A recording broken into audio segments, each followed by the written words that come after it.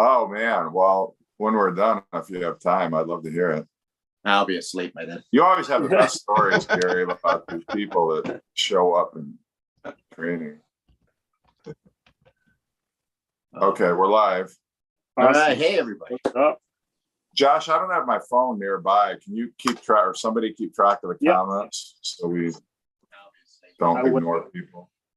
And I was going to ask you guys, are you guys planning on seeing the Elvis movie? Any of you show up? You know, I like that director because he directed, Moulin Rouge and Romeo and Juliet. He's got a great visual style, but I can't see going to theater for that. That'll be like an HBO Max. I agree. Movie. For which movie? Elvis. Oh yeah. I just feel like the timing is not quite there. It's just like I mean I don't think there's like a big gigantic like desire or for people to learn about Elvis now or to bring him back into the forefront. It just doesn't seem like the right timing.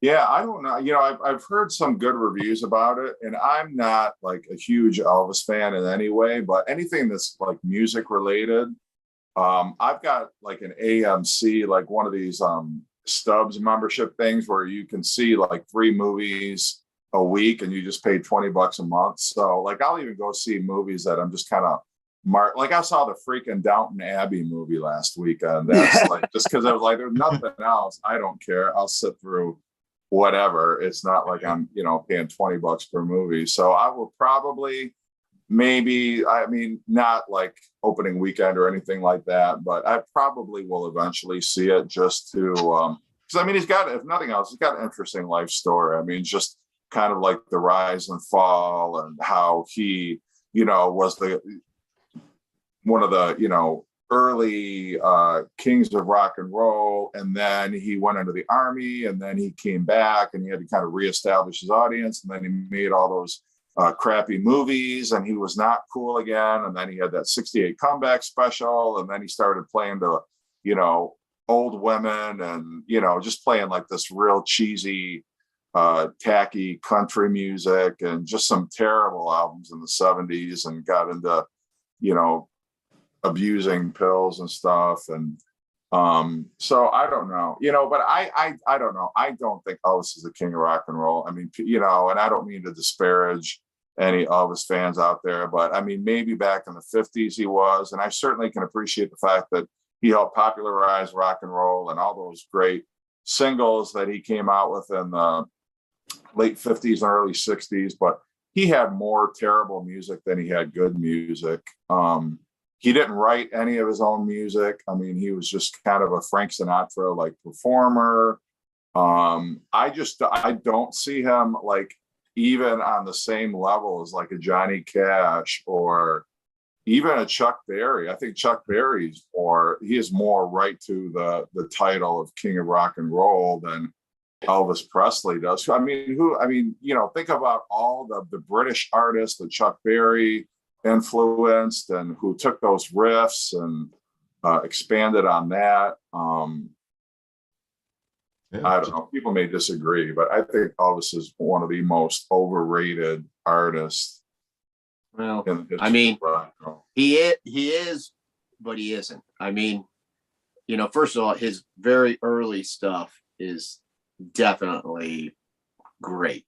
His Sun Studio stuff. And yeah, he didn't write. I mean, Chuck Berry is the architect of rock and roll, no doubt. He combined basically rock and roll or blues and country, and come up with his dun dun dun dun dun dun dun, which that's been used in how many songs, right? So he is definitely the one of the greatest songwriters of all time because of his music. But Elvis. And I'm not a big Elvis fan, but I have said these same things, the exact same thing you've said, Jeff. But then, I mean, you also kind of had to realize the impact that he had.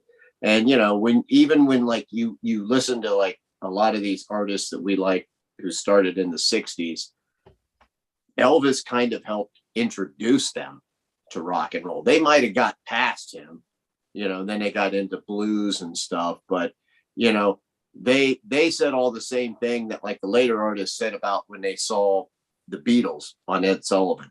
They're like, I saw Elvis on TV, you know, and it was like, wow, you know, it was lightning in a bottle kind of thing, you know.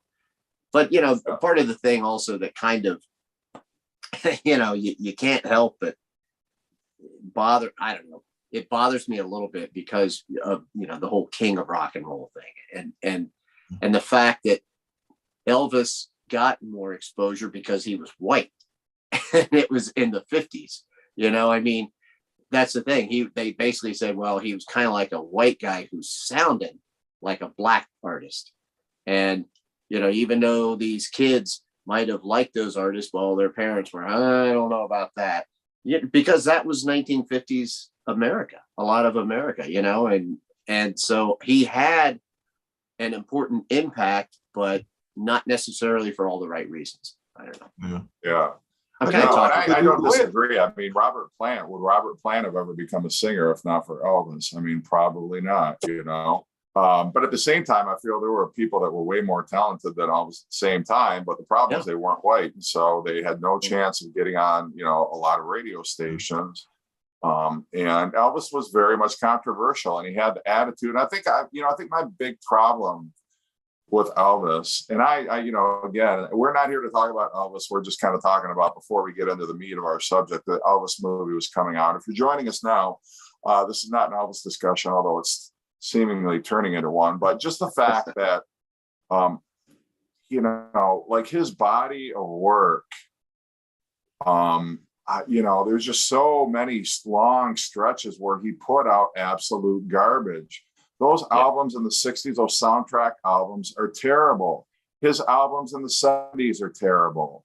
And he couldn't even be bothered to even take the time to, you know, either produce or sequence his albums. His album covers were just random shots of him in concert. His album titles, Today, Elvis Now, stuff that, you know, were album titles back in the 50s and early 60s. Elvis, you know, that record company, RCA, was still putting out stupid titles. Half those 70s albums don't even have a title. They were just titled after the first song that they listed on the cover of the album.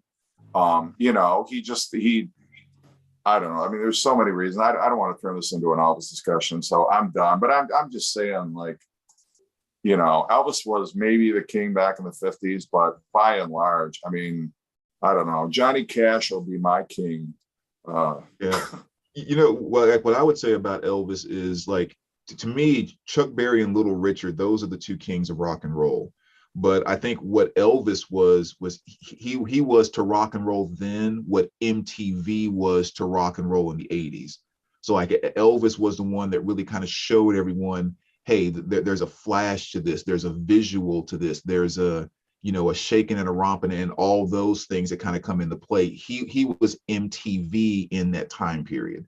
But so yeah, no, I definitely agree. Like in the early 50s, like he had that almost that danger element to him. Like they wouldn't show him waist up, and he had sideburns, and he just kind of had this sexual energy.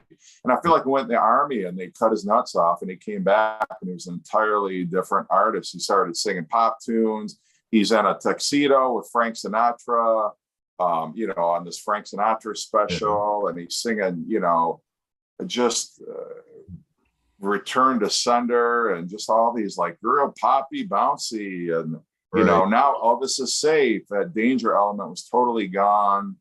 And I mean, there was a glimpse of that in 1968 when he did that special, but even that special has a lot of stuff that doesn't hold up, you know, like real cheesy kind of, you know, 60s. I mean, it was, I mean, people see him in the black leather and, oh yeah, that's the Elvis we want to remember. But, you know, anyway, I'm not going to talk about Elvis anymore. We are here to talk about our favorite story songs tonight. And that means probably some of our favorite singer-songwriters are also going to be represented here, I would imagine. But we're showing 5, right? We're listing top 5. Okay. So we'll go song by song, since there's four of us. And the order that we'll go in will be Gary, Brandon, Josh, and then myself. So anybody need to use the restroom or grab a drink or I think I'm good. your hair, anything before get started here? Any comments you want to make before we get into our list? Oh, you want to read the comments, you mean? Of what Yeah. Anything right, or anything you guys want to say? Well, I'll read the comments and we can say whatever. But Mike's Got the Spin says his first song is Shooting Star by Bad Company. Sam St. John says howdy. Mike says that he is too young for Elvis. Mike also says Buddy Holly was kind of a rocker. Absolutely. Craig says, what's up, fellas? I hope all is well with everyone. You guys rock. Thank you, Craig. Hi, Craig. Greg loves Johnny Cash. We all love Johnny Cash. Mike says, great point, Brandon. Place and time. Absolutely. Massey's Main Entertainment says, evening, everyone. Mike's Got the Spins. Says, first like. And that's it. Yeah. At the first like. The only thing I will say, guys, is that it was hard not to pick all Springsteen. I'll be completely honest with you. There were some other songs that were like, oh, I got to choose this. I got to choose this. I could have choose all Waits. I could have choose all Springsteen. But yeah, it was difficult in that sense because when I think of story songs, those two artists, Tom Waits and Bruce Springsteen, resonate with me. Yeah. Yeah, for me, it was hard not to pick all. I could have picked 5 Kenny Loggins songs easily, but I didn't. Danger Zone? Yeah.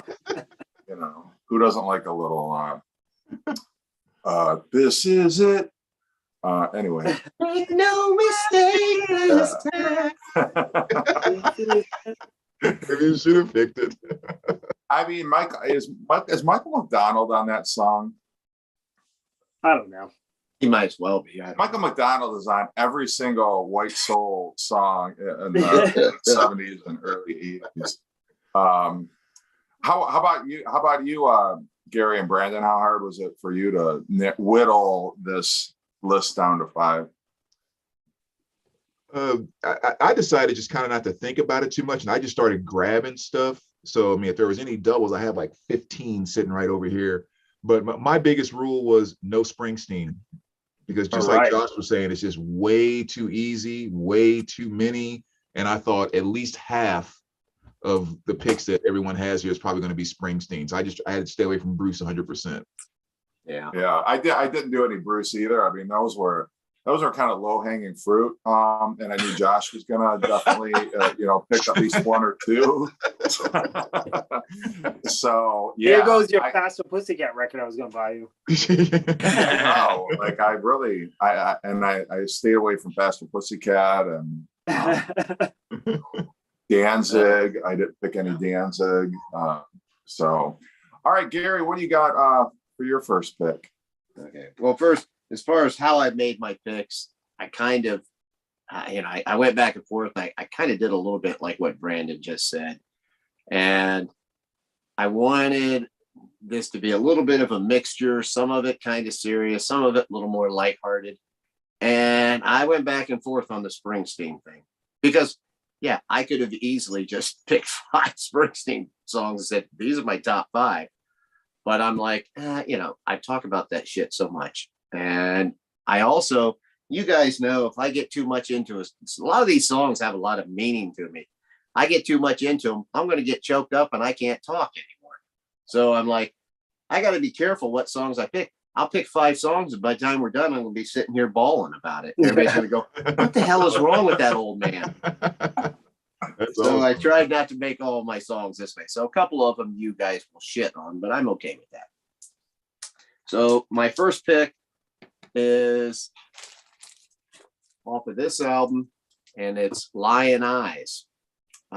This is a story about a girl. Glenn Frey knew this girl back when they were young.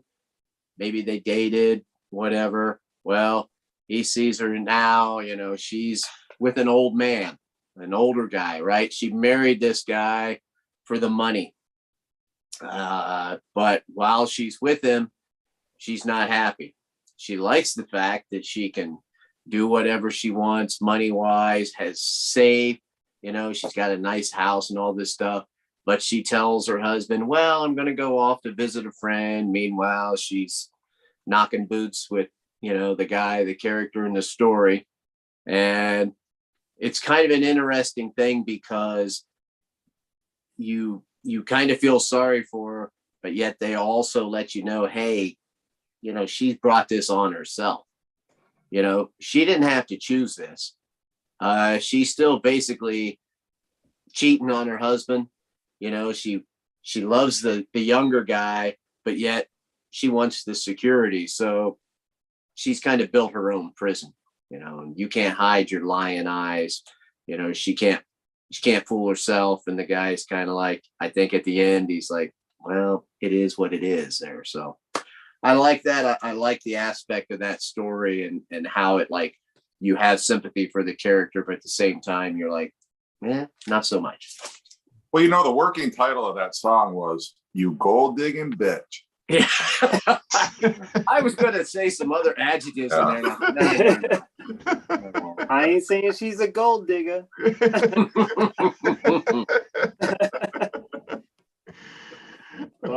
Great pick, Gary. No, I love that Great, song. yeah. I think in That's the really Eagles good. documentary, even they talked about, you know, the inspiration for that particular song.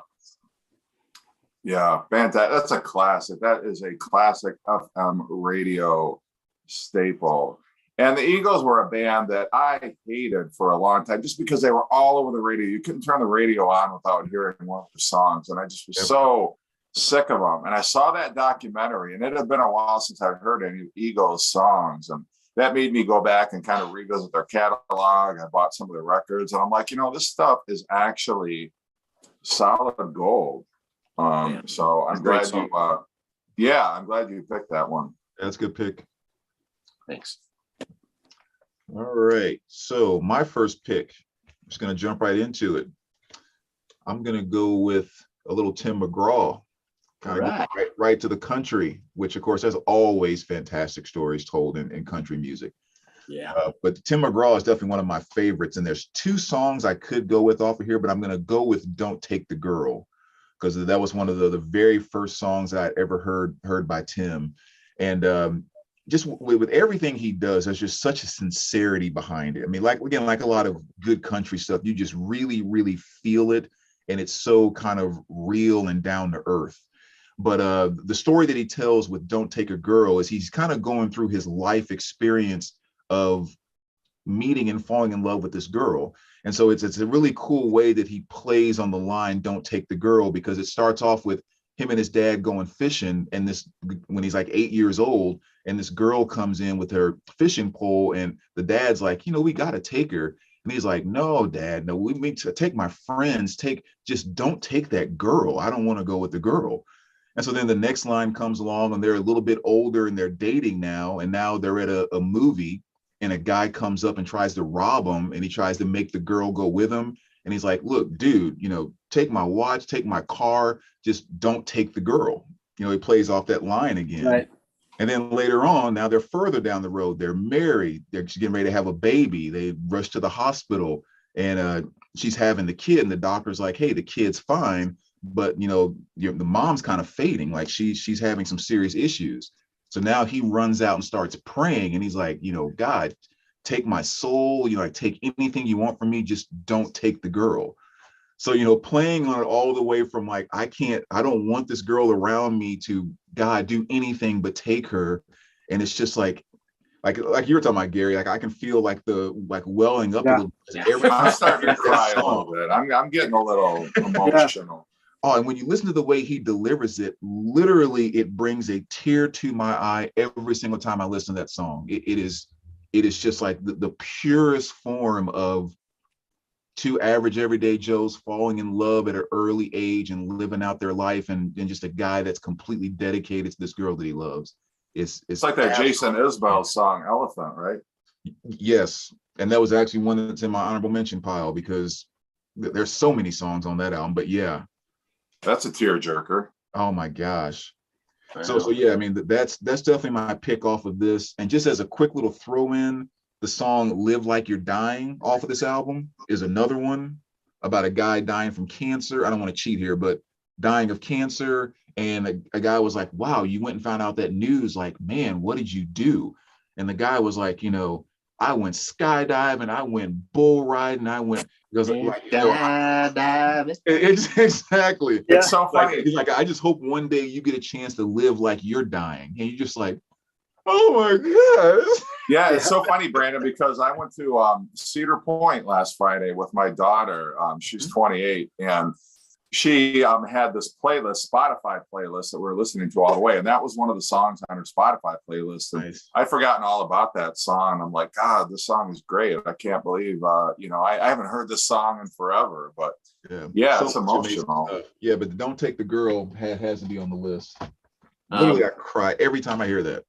A couple things. First off, it looked like, was that a Walmart release? Damn Skippy. I might have to get that because I'm hoping right now that my wife is not watching this. I'm normally safe because she doesn't normally watch any of my stuff too much. But like if she sees that you pick that, and she's going to go, well, why wouldn't you pick that album? I mean, she loves Tim McGraw, and she'd be like, well, he definitely was the winner of that night. I could just hear that now, but I might have to pick that one up. I see that Walmart sticker on there. I should be able to find that one. That'd be a good one to have on album. She'd love it. I like Tim McGraw. Mm-hmm. So that's my number one. Awesome. All right. Good pick. My first pick, I just want to say that any of these could be my number one pick.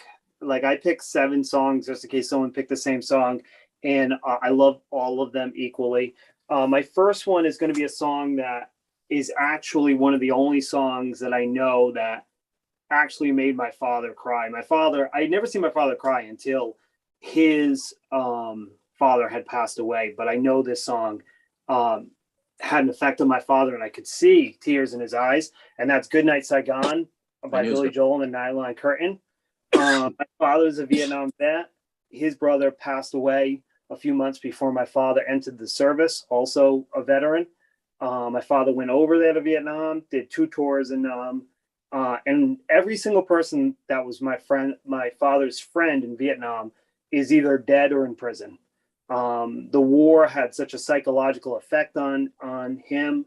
The crazy thing is my father went to the war to escape his parents. His parents were alcoholics and were abusive to him. So my father was like, I'm going to die either way. I might as well go to the war. That's what my father figured. And my father came back from the war, a different person, but a great person. My father's a great father. But this song had an effect on him because he saw so many people that he loved die. And the crazy thing about this song is Billy Joel released this song, and it paints a picture of the Vietnam War and how the vets felt going over there. And he, at the end of the song, he says, were they wrong or were they right? It didn't matter in the thick of the fight. And that's kind of how my father felt, where it was like, at this point, my father's like, I'm fighting for America. I'm fighting for the flag. I'm fighting for the freedom of my family at home, and for the people over there, it didn't matter if it was wrong or right. They just were fighting for their country. And when Billy Joel wrote that line, Rolling Stone ripped him apart, saying, how could you not take a stand and let us know if you felt the war was right or wrong? But from someone like my father, it perfectly illustrated how he felt. My father told me that he would never want me to go to war because he loved me and he didn't want to see me get killed. And my father understands that when you murder someone, even in war, you have to live with that. My father is a very religious man and spent years probably praying to God to forgive him for things that happened in the war. And for the people over there, that's how they felt, right? They didn't want to be killing other people. And I credit Billy Joel for saying that. And it's hard to imagine that people would rip him apart for that. But for those reasons and many more, this is one of my favorite songs of all time. I think it's a great story. It makes me emotional because I feel bad for my father that he went through that, but it's great. So that's my number 5. Yeah, that's great, Big. That's Not one to of the. bring everybody down. I'm sorry, we're No, gonna that album was one of the few like more in-depth, serious reviews that I've done on my channel, and I did that really early on. And when I reviewed that, I had to film it like 3 times or something, because when I got to that song or Allentown, I'm like, I got to start this video again. And there were certain things I was going to say, even though I said a lot in there, that I ended up not saying, because every time I would get to those parts, I'd get choked up, and I'm like, oh my God, this is so stupid. Why are you like this? But I swear, the older I've gotten more emotional like that. I don't know what it is, but anyway. What do we get in the comments, Josh? All right. So everybody loved your pick, Brandon. I can tell you that right now. And everybody loved Gary's pick. So a lot of nice picks. Gary's nice pick. Brandon. Then Craig said Mr. Bojangles, which, Craig, I love Mr. Bojangles. And Craig, if you can, listen to David Broomberg's version of Mr. Bojangles. He tells a story about Jerry Jeff Walker and how he wrote that song. I'll send it. I'll try to put it in the chat box later. If you like that song, David Broomberg, Mr. Bojangles, it's fantastic. And Mike said we held the high ground. Yeah. A lot of people talking about Goodnight Saigon. Rich says Goodnight Saigon is an excellent choice, Josh. Great choice, Josh. Excellent, Josh. And then that was it. Those are the comments. Thanks for sharing that, JC, man. That's powerful stuff, man. Yeah, really, man. God bless the veterans. I mean, no doubt. Yeah. That was a crazy. All right, well, my pick's going to be a little bit off the beaten path. I'm going with one of my favorite singer-songwriters who I've always felt never really gets enough respect. I'm going with a song off of this album by Elvis Costello. It's called Let Him Dangle. It's the second track on this album. It's a story of Derek Bentley, and he and his accomplice, Christopher Craig, were involved in a robbery in, I think it was the 60s. They were both teenagers at the time. It was a bungled robbery. This cop showed up and went to arrest them and was like, surrender your weapon. And Derek Bentley said to his accomplice, Christopher Craig, let him have it, Chris. Well, Chris thought that meant shoot him. So he shot the cop, killed him. And in the trial, they charged Derek with murder, even though he didn't actually pull the trigger. And they said it was because he influenced Chris Craig to pull the trigger. And he got convicted and he got hanged, even though he was not directly responsible for shooting the police officer. And so it's kind of a protest song, sort of an anti-death penalty, a social injustice kind of commentary, because the jury actually asked for leniency. They didn't feel that he should have gotten the death penalty, but under British law at the time, because he was an accomplice, he was just as guilty as the person who actually did the shooting. So they were both sentenced to hang and they both died. And so hence the title, Let Him Dangle, because it was like a bloodthirsty cry whenever, there's injustice. And so, and Elvis Costello doesn't really do too many songs like that. He's not much of a protest singer. So it was sort of out of his wheelhouse a little bit, but, I still think it's a fantastic song. And Massey's Main Entertainment said, nice outside the box pick, Jeff. Spike is a very underrated album overall, and I would completely agree with that. Yeah, I agree. He changed labels. He was on Warner Brothers. He started doing collaborations with Paul McCartney, starting with that album, like Baby Plays Around and Veronica. That's such an underrated album. I think that is a great album to start with if you're wanting to get into Elvis Costello. And it's being reissued by Music on Vinyl. I didn't include it in this week's Coming Soon, but there you go. If you don't own it, I know. I'm still looking forward to Mighty Like a Rose. I can't wait for that to come out. That album's super expensive right now. So I'm going to be snapping that one up. I know so many people commented about how excited they were for that Elvis Costello. One person said Josh Costa gets the Elvis Costello lookalike award.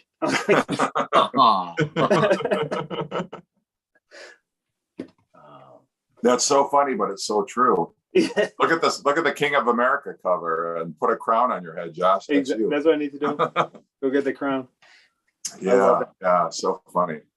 All right, Gary, your number 2 pick. All right. First, I have to confess, I don't own one Elvis Costello record.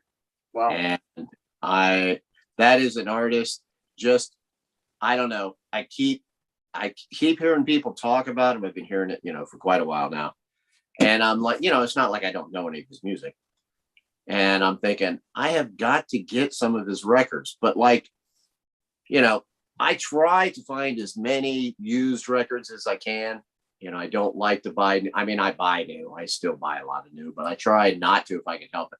But it is very hard for me to find any Elvis Costello. So I am going to have to break down. I think I'll probably end up getting some of his stuff on CD first before I know which ones I really like. But I know I have to get into it because I know I would like it. I like the stuff of him that I know. And I've seen like collaboration videos he's done with other artists that I like. I know he's sang with like Emmylou Harris, among others, and it's always good. And when I hear people talk about Elvis Costello, I'm like, how can I be the age that I am and I don't have any albums by this artist? What is wrong with me? So I am going to change that. But anyway, so after Jeff gets his cool points, I'll take it down to a more nerdy level here. Now, part of the reason why I'm putting this on my list, and this is, by the way, not necessarily my top 5 list, but I'm putting this on here because this song kind of, to me, represents 3 different songs that all came out fairly close in time period. And I would have been like 8 or something around this time. And I am picking Half Breed by Cher. Which I don't even know if you could do that song now. I mean, you look at the back, I think people would maybe crap on that. It'd be canceled. But yeah, it would get canceled. You can kind of see it there up closer. But I remember this song when I was a kid. The whole premise of it is her dad married a Cherokee woman, had Cher, who was, half Indian. And so she got polarized from it. People, whatever, white people, Native American people, they both, gave her crap about it, stick a feather in your head, you're a Cherokee, all these different lines, half breed, how I hated the word and all this stuff. And she talks about her life later on. She ends up spending her life going from man to man. She doesn't know where to settle in. She doesn't know where she fits.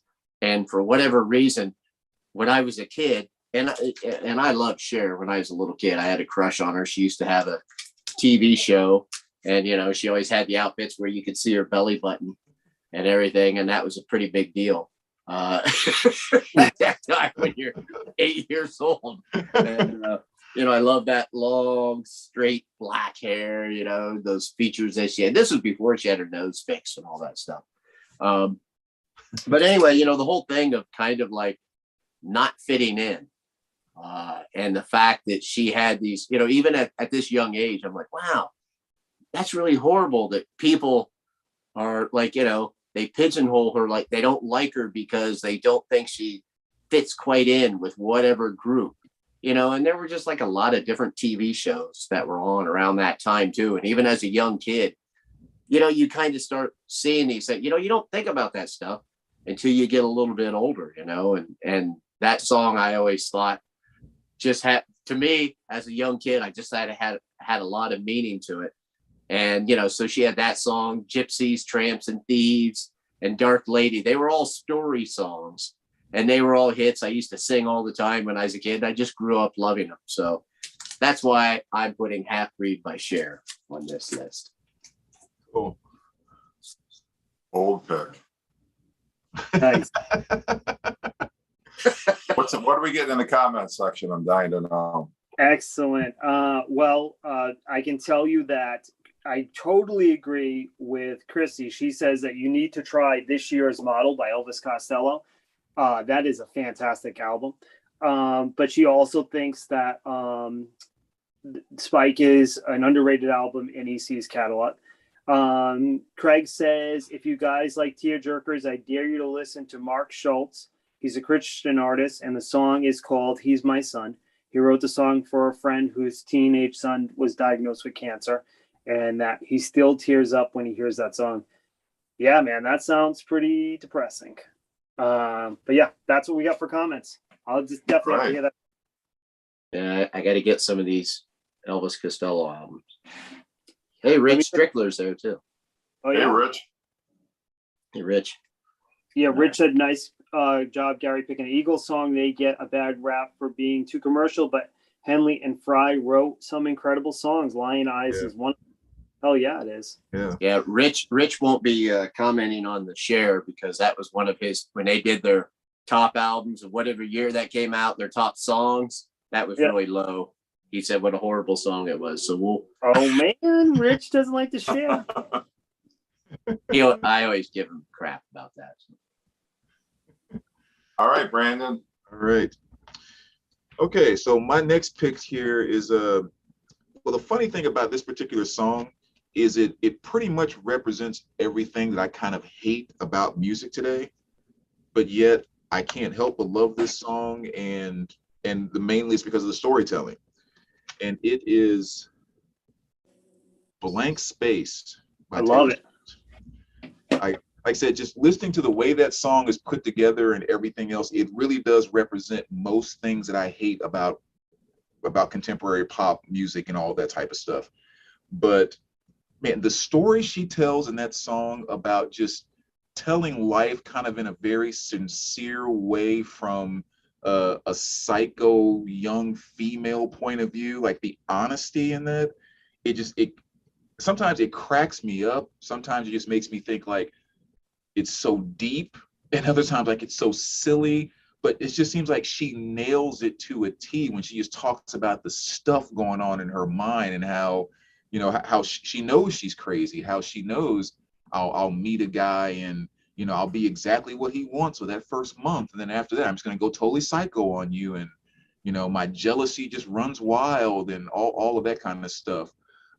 It's just, again, something about it. Just when I hear her telling that, maybe it's because I have so many past experiences that kind of sum up ex-girlfriends from way back then. So maybe it's just like something I can relate to. But yeah, I mean, there's just so many absolute great lines inside of that. So I'm trying to actually like think about some particular ones. But like I said, again, when it comes to just the music itself, I love the song. It comes on, I'll jam out to it. I'm blasting it in my car the whole nine. And at the end of it, I'm like, I guess I'm part of the problem because, like I said, literally, it's what I hate about most pop music today. Brandon, have you heard Ryan Adams' cover of that song? Yeah, I have actually. Yeah, I love his cover, how he does it like a slow acoustic version because you really hear the lyrics. And, you know, just that line, it's so brilliant where he says, I've got a lot of ex-lovers that'll tell you I'm insane. You know, it's, you know, you get it. You know, the people are exes for a reason, right? Like, but yeah, man, and you're right.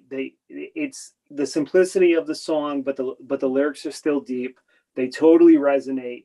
I can see why people love Taylor Swift. You know, I know that there's a lot of people that say she doesn't really write her songs. They stick her in a room with 30 people that help her, but I think it's irrelevant. It's, you know, no matter what, it's a fantastic song. I think it's her best song.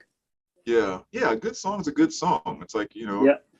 Yeah. So, but yeah, like that one line inside of there where she says, like, oh my God, look at that face. You look like my next mistake. Yes. Again, not my future husband, not like this dreamy thing that we always, you know, put into this vision of, oh, we're just gonna be in love and everything's gonna be great. It's like she's being dead honest. Like, I'm probably gonna screw this thing up again, and it's just gonna. And it's just something about that honesty, I think, just makes it something so different than all the other kind of cheesy fall in love forever type of songs that we hear these days, and how you're so sexy and I want your body and blah. It's like, no, I'm about to just go freak out and just have another disastrous relationship. So yeah, that's gonna be. That's a good pick. That's different. I like it. Yeah, good honesty to that. Yeah. Parker Kev says #1 story song, hands down, Alice's Restaurant Massacre. Massacre. Now I'm gonna make him my enemy right now. Because maybe I've heard that song too many times, but to me it's like bad stand-up comedy. Like the song goes on too long. I have no idea what in the hell he's talking about. We took the garbage up to the dump and the dump was closed. So we took it to the other dump and then that dump was closed. And so we took the garbage up to the other dump and that dump was closed. So we took, it's like, get to the point. What the fuck are you talking about? Like, maybe I don't have the patience for that anymore, but it's just in this whole, I don't know. Anyway. On that note, all right. So I have a lot of Springsteen here, and I'll try to narrow it down. Not all my picks are going to be Springsteen, but the next one will be. And for a long time, this was my favorite Springsteen song, Racing in the Street. And it's a fantastic story. And as an 18-year-old boy, I was such a hopeless romantic. I think I slightly am. Probably still a hopeless romantic. I'm just hopeless. And not just hopeless, but he paints this picture of racing his car. He's got a Camaro, he's racing it up and down the Northeast states, and what I loved as a kid and I still love now is the line where he goes, I met her on a strip 3 years ago in a Camaro with some dude from LA. I blew that Camaro off my back and I drove that little girl away. But now there's wrinkles around my baby's eyes and she cries herself to sleep at night. When I come home, the house is dark. She sighs, baby, did you make it all right? She sits on the porch in her daddy's house, but it's all pretty dreams are torn. She stares off alone into the night with her eyes of one who yet to be born. For all the shutdown strangers and hot rod angels rumbling through this promised land, tonight my baby and me, we're gonna ride to the sea and wash these sins off our hands. So I would think about that line a lot, when I first started listening to Springsteen as a kid, because he's like, he's got this thing that he loves and he probably loves just as much as his girl, which is like car racing and in the street. But he knows that this is having a toll on his relationship, and having a toll on his significant other. And the racing could be a metaphor for anything. We all have our addictions, whether it be record collecting or gambling or whatever people are into. And you can see that has a stress on the ones you love, and he just paints this fantastic picture of youth and how these two things are so important to him. It sounds like in that line, like he's going to drive away with his girl, maybe leave racing behind, but can he really leave it behind? Probably not. So I don't know. That's my pick. Racing in the Street. That could easily be my top 5. I love that song. I love that album. I mean, there's other songs you could pick off of that album too, which maybe you have, but yeah, that's a great song. Yeah, and it sounds so good. I swear that album is, I don't have the sound system like you guys do, but that to me is like one of my best sounding records. That the parts in it that are quiet are just so quiet. And then, when the instrumentation comes in and it's just so sparse at times, it's just beautiful. God, that's a good song. Awesome. Amazing. Yeah, that's a great pick, JC. I mean, just one more reason why I had to stay away from Springsteen's. That's just another one of the 30, 40 just so easily picked by him. So that's a great pick. Thank you. All right, my pick is going to be another protest song. It's going to have a theme very similar to the first pick that I had. I'm going with Hurricane by Bob Dylan off his album Desire. It's the story of Reuben Hurricane Carter, who was a boxer who was convicted of a triple murder back in 1966. And many say wrongly convicted. There was, I think, charges that he did not get a fair trial, that I mean, there was a lot of controversy surrounding the trial. Some felt the verdict was very racially motivated. But Bob Dylan actually co-wrote it with American songwriter and clinical psychologist Jacques Levy. I think the only time he ever collaborated with another songwriter on one of his albums. And very unique for Bob Dylan in the 1970s, because he kind of abandoned doing protest songs since like the mid 60s. And so for him to do a song like that, and he actually visited Reuben Carter in prison. And in 1985, that conviction was overturned. And in 1988, he was set free. But it's a very interesting piece of storytelling.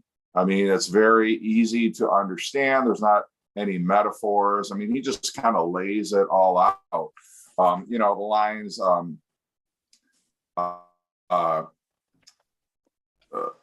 a.m, and they hauled Reuben in. They took him to the hospital and they brought him upstairs. The wounded man looks up through his dying eyes, said, "Why'd you bring him in here for? He ain't the guy. Here's the story of the hurricane, the man the authorities came to blame for something that he never done, put in a prison cell, but one time he could have been the champion of the world. 4 months later, the ghettos are inflamed. Reuben's in South America fighting for his name, while Arthur Dexter Bradley still in the robbery game." That's the person who is alleged to have actually committed the murders. And the cops are putting the screws to him, looking for somebody to blame. So definitely a great piece of poetry, great piece of storytelling. Bob Dylan can do a protest song like nobody's business. But that one's just always been one of my favorites. It's a long song, but I mean, the whole narrative is really compelling to listen to. And it's so catchy. Like, it's a protest song that is so damn catchy. It stays in your head. And I remember when the Hurricane movie came out and they were showing the trailers every 5 minutes on TV. And man, I was like, I already at that point was in love with that song for years. But man, I must have listened to that album 100 times while that film was in the theater, just because the song was everywhere. Yeah, absolutely. I mean, I could have gone. I mean, Joey is another great story song about Joey Gatto, the gangster. But that was, a great album if you like story songs.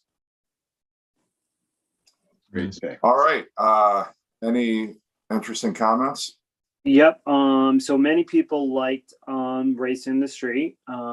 Mike's got the spin, says, "Brandon, I saw you show Eddie Money, Life for the Taking. The song Give Me Some Water off that record is a great story song about being hung on the Mexican border." Trucker Kev wrote Laugh Out Loud, the good old Vietnam draft. I'm sure talking that was about the Alice's Restaurant song. Yeah. No, you can like it. I'm whatever. I'm just As the Table Turns, Slick Rick, Children's Story. Yep, I love Slick Rick, and Children's Story is a great song. Yeah. Rich Strickland says Race in the Street is top notch. As the Table Turns says Primus, My Name is Mud. My Name is Mud. Great song. Christy loves The River. The River is a fantastic album and a fantastic song. A to Z Music Haven, Craig said, I saw Jackson Brown Late for the Sky. Paints a story of two people staying up all night trying to find a reason to stay together and work their problems out, and they realize they can't. Tupac, Brenda's Got a Baby. That's a great one. Rick Strickler, good old Craig for Late for the Sky, which is great. Rich Strickler says Hurricane is terrific. Great one, Jeff. Christy says, speaking of Jackson Brown, one of my favorite songs by him is These Days. I love the words to that song. Melinda Murphy says, I love Hurricane. That's a great choice. Absolutely, Melinda. Don't read anymore. Don't read anymore. Don't read anymore. Don't read anymore. Somebody just took my pick. Stop on a good one. Okay. Yeah. All right. So anyway, I'm not going to tell you which one it was, but some of you already nailed my next pick, but we'll get around to that. So Hopefully anyway. it's Tupac, Brenda's Got a Baby. Might be. Hey, you know what's Just funny? might be. There's a song. I don't even know the name of this song. Because I'm not big on country music. Even my girlfriend loves it. And every time my girlfriend drives, we listen to a country music station. And there's a song that comes on that goes, you know, it's like 1:15. I'm all alone and I need you now. Yeah. Oh, Yeah, you know that song? And that's a catchy ass song. Yeah. I think that's a great story. I have no idea who sings it or what the heck the name of that song is, but there you go. There's a pick that I would have written in the comments but not selected. So Okay, Aaron. yeah. Anyway. I get to be on. All right, Hey, Aaron all and right. Chris, miss you guys. Yeah, we do. Aaron. All right, who's It's me. picking this now? You, It's Gary. Gary. Okay. Gary. All right. So this next one I picked because I'm 100% sure none of you will have it, so I don't have to worry about it. This is another one from when I was a kid. It's one of these, it's definitely a story song because it tells a story and it's pretty descriptive and it's kind of spooky. So I'm going to, I'll sing you the opening verse of it so you kind of get a feel for it. So it goes, Blackwater Hattie lived back in the swamp where the strange green reptiles crawl. Snakes hang thick from the cypress trees like sausage on a smokehouse wall. Well, the swamp is alive with 1,000 eyes, and all of them are watching you. Keep off the path to Hattie's shack in the back of the Black Bayou. It's Swamp Witch by Jim Stafford. This is like from, I think, like 1973. This is such an odd album because it's kind of country, it's kind of pop, it's just kind of weird. It's all over the place, but there is a song on here called Swamp Witch, and it tells a story of, you know, it's somewhere down south, you know, in the swamplands, and there's this woman named Hattie who lives in a shack somewhere, and everybody says she's a witch and everything. Well, at one point, this little town, this sleepy little town, this, you know, people start getting a fever in this town, and the water floods in and all these bad things are happening. And of course, the first person to die is the town doctor. So at first people are thinking, you know, that Hattie did it, and they're like, well, we better go get her. And, you know, but then they're like, no, everybody basically gets scared, you know, they won't go. Well, at some point, there's this big vat that gets brought into the town, and everybody who, you know, I mean, they're all dying anyway. So they say there's no pride when you're trapped inside a slowly sinking ship. So everybody took a dip and they all drink this. They said the very next day, the clouds went away and the skies again were blue. And so now they're all happy. Everything's good. And they're like, they go, well, you know, Swamp Witch magic is useful and good. We're going to go bring Hattie back. So they say the very next day, a party of 10 of the town's best men, they headed out for Hattie's shack. And that's when they say the Swamp Witch magic was useful and good, and we're going to bring Hattie back. They go, never found Hattie, never found the shack, never made a trip back in. Apart from a note they found tacked to a stump said, don't come looking again. And then it goes, wow. That's how it ends. And to this day, I love that song. I can sing the whole song with it. It still gives me chills. And it's one of those, it's when I think of story songs, that is a story song because it tells the story. Both my sons know this song from me playing. I used to have it on 8-track back in the day. And, you know, now I've got it on album, but you guys should look it up. I'm just curious what any of you guys would think. But it's Swamp Witch by Jim Stafford. All right. He's Sounds the same like guy that sings song. Spiders and Snakes. You might know that song. I don't know. Nice. Well, I think you sounded pretty good doing that opening. I was like, geez, he should be like in a horror movie or something. Exactly. that sounded good. Vincent Price. Yeah. Let's go, VC. Let's put the money together. Greenlight this project. Yeah, I'll definitely have to check that out. That's interesting. I've never heard of that before. All right, so I'm up. Yep. You got it. All right. So this one's going to be by another artist, which I'm sure just about everybody here knows. And again, there's probably a number of different songs you can choose by them. And I'm talking about, by him, I should say, the one and only Bill Withers. Right. And the song is going to be Grandma's Hands. I think it's just 2 minutes of pure and total genius. And again, going back to a lot of the things I was saying about Taylor Swift a moment ago, it's something that's so simple. There's so much honesty in it. And this is one of those things, to me, you guys kind of know, I mean, everybody kind of knows that my musical taste is all over the place. So I get a lot of different flavors from a lot of different places. And one of the things I never really get hung up on is if something is like, more Black music or more Latino music or more white music or anything like that. It's just kind of what rings good to me is what rings good to me kind of thing. But for some reason, with listening to some of the stuff by Bill Withers, especially Grandma's Hands, it's one of the stronger things to me that's like a real representation of what I feel like my experience has been as kind of a Black kid and Black guy growing up. And I like saying that from the standpoint of most of the time when people say that, it's usually because they're trying to say all these negative things happen to me and that's why today, blah, blah, blah. But for me, it's just kind of more so like Grandma's Hands is like, that's a very, very honest look at what my grandmother was like. Like you could really, really know who she was just by listening to that song. And it's just kind of talking about, just going through life and the attitude and just kind of how old school grandmothers used to think and the things they used to do and the things they used to say. It's just like just a really, really good insight on that stuff. So even when you kind of go through, kind of going through the lyrics where it starts off with Grandma's hands clapped in church on Sunday morning. And it's like my grandmother had one of just the most vicious foot stomp claps, right in the front row of the church every single Sunday morning. He talked about how Grandma's hands played a tambourine so well.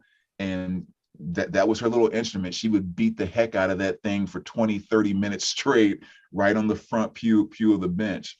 When it goes on like in the second verse where it talks about how Grandma's hands, used to soothe the local unwed mother and talked about how, she would basically kind of be counseling her and just, baby, Grandma, understand that you really love that man. Put yourself in Jesus' hands. It's just that same thing. It just comes right back to everything came back to faith. Everything came back to a belief in God, that the church, like, just all problems centered around a praying grandmother, and that stuff to me is just like so freaking powerful. Cause like I said, it completely sums up my entire experience and every memory that I have about my grandmother.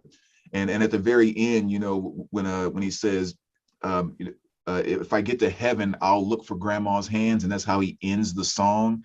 And it's that same thing, it's look what this woman did, look what this woman meant to me, our family, everyone in the community. And now she's gone. And I know she's in heaven. Like she did her work and she has passed on. And if I even have the opportunity to make it to heaven, I'm going to look for her because I know she'll be there. Like it's almost making me tear up right now because like I said, that really sums up my entire experience with my grandmother. And Bill in 2 minutes just nails that. So freaking powerful. So I had to go with that song off of this. Really, really good stuff. That's fantastic. That's pretty amazing that you could get through that without getting all emotional. Yeah. I actually skipped over a piece of the story because I felt it coming on. So just like you said, Gary, I was like, no, don't talk about that. Just skip over that. No, that's great. That's really awesome that you can relate to that. And that, man, when you've got a song that you can somehow relate to, especially like, of a parent or a grandparent, that a generational thing, that's really amazing. Yeah. I got to look. I don't know that song. I have to look that up. Grandma's Hands by Bill Withers. Yeah. I know Bill Withers. I don't know that song. Yeah, I don't know how I can follow that. No one wants to see a bunch of middle-aged men crying, by the way, guys. Yeah. We're gonna I know, like we're all fighting back here the whole time, right? That's good though, man. That's the power of the good stuff. That's awesome. Great song. All right, so my next one is a band that I pimp out all the time on my channel.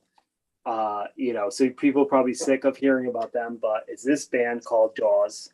And the first song off this album is called The Western Skyline. And oh man, I could have either chose the first song or the last song. Both of them are equally good. But The Western Skyline is a story. It's a man that's writing a letter to his friend Lou. And he's confessing to Lou maybe something that he can't confess to his significant other. And, he was from California and he traveled to Birmingham to be with this girl. And, he longs for the Western Skyline. He longs for California. He says they don't even normally get snow this time of year, but for some reason, I feel like I brought it here. And I feel like if I leave, I would take it away. He talks about sitting in church, and the father is like a preacher, his girlfriend's father. And, he's like, I know all the hymns. I sing all the songs. So it's like he's implemented himself into this society, but he knows he's out of place. So a lot of metaphors, but the line that I love is he goes, "Oh, Lou, my dreams did not come true. No, they only came apart." And what I love about that is like saying like, he must have had all these visions of traveling to Birmingham and being with this girl, and all these thoughts in his head, they didn't come to fruition. And he can admit this to Lou, his friend, but which is him internally admitting him to himself. But I think that that's the complexity of this. And anyone that's ever been in a relationship that's fallen apart, which, I don't wish that on anyone. But if you have, sometimes when you come to that understanding within yourself before you admit it to your significant other, it's a painful experience. And I think that this song illustrates it perfectly. So yeah, great band. For those of people, I know a lot of people in the VC say there's no new good bands. This band's got an album coming out next month. Every single one of their albums is a masterpiece. Go get it. Dawes. There you go. Awesome. I can vouch for that. Right. Absolutely. All right. Well, my pick, somebody already mentioned in the comment section, but I'm still going to go with it. Long Black Veil by the band. Now, they didn't write the song, even though Robert Robertson is a great songwriter. It was actually written, it was written in 1959. It was a country ballad written by Danny Dill and Mary John Wilkin. It was originally recorded by Lefty Frizzell. And basically, it's a story of somebody who was convicted or accused of a murder, and their alibi was that they were having an affair with their best friend's wife, and so he was with his best friend's wife the night of the murder, but he can't expose his alibi because then his best friend would know about the affair, and that would damage the relationship with the girl that he's in love with. And so he pretty much takes one for the team, as it were, and ends up going to the gallows and dying, all for the sake of love. And so his mistress visits his grave, the only one who visits his grave, in a long black veil. And my favorite line from the song are, "The scaffold is high and eternity nears. She stood in the crowd and shed not a tear, but sometimes at night when the cold wind mourns, in a long black veil, she cries over my bones." She walks these hills in a long black veil. She visits my grave when the night winds wail. Nobody knows, nobody sees, nobody knows but me. So she can't even let it be known that she's visiting his grave because that would reveal their affair. And it's been covered so many times. I just picked the band version because that's the one that I own, but just a classic bit of storytelling, not a very sophisticated narrative, but I still think it's like such a cool story to tell. I don't know if it's true or not, but I think that's, kind of a great tragic lover's tale. Yeah, that's good. Those are awesome lyrics. Yeah. They're like simple, but really, really good. I like that. Yeah. Well, and I love it because Richard Manuel, who is one of my favorite singers, he's got such an emotive, such a vulnerable, mournful kind of voice. And it's just a perfect song for him to sing. Very cool. Yeah. And we've got some good picks. We do. We're on fire tonight. Oof. All right. George Jones, he stopped loving her today. Yeah. That's a good one. That's a good one. Yeah.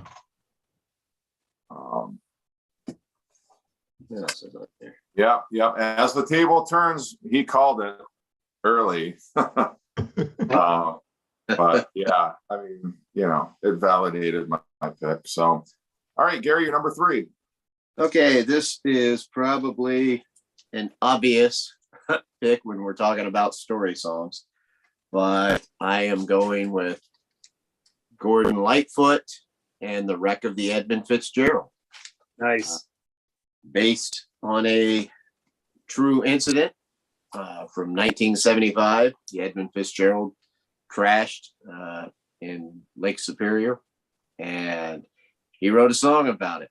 And the song itself, we're all familiar with it. That guitar in there, that, distorted, echoey guitar, it gives us such an amazing feel to this song.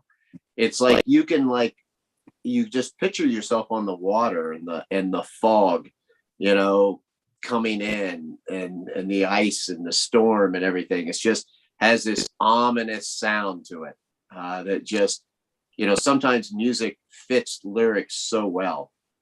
And I feel like that does. And it just even the feel, the rhythm of the song, it's just, it's like a boat, it's like a boat going back and forth. And it's just has so many terrific lines. I'm just going to say a couple of them here that are like some of my favorite lines because they're just so simple, but they convey so much.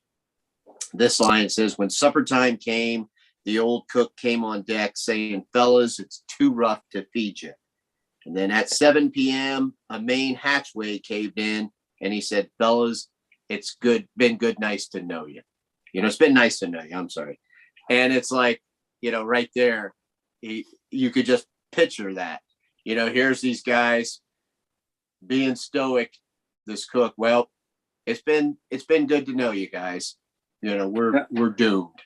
We're all gonna die, and we know it. That line in that song, it's kind of haunting, when you picture being on that ship. And then this other line, it says, "Does anyone know where the love of God goes when the waves turn the minutes to hours?" They know that they're slowly sinking. If they could just make it, which is true, if that ship could have made it just a little bit further, they'd have been okay. They weren't, that far off of shore. I think it was like maybe 15 miles at the most or something like that when it sank. So, but just that whole feeling that song gives you, to think what it would have been like to been on that ship, when those winds came and, ended up capsizing that or sinking that ship. I just think that's a great storytelling song that still resonates today. Well, and Gordon Lightfoot's an American treasure. I mean, that song belongs right up there with "This Land Is Your Land," as far as, great American songs and folklore. He's like the Woody Guthrie of, maybe that's too much of a stretch, but God bless him. He's got a lot of great songs. He's got a lot of good songs. Yeah.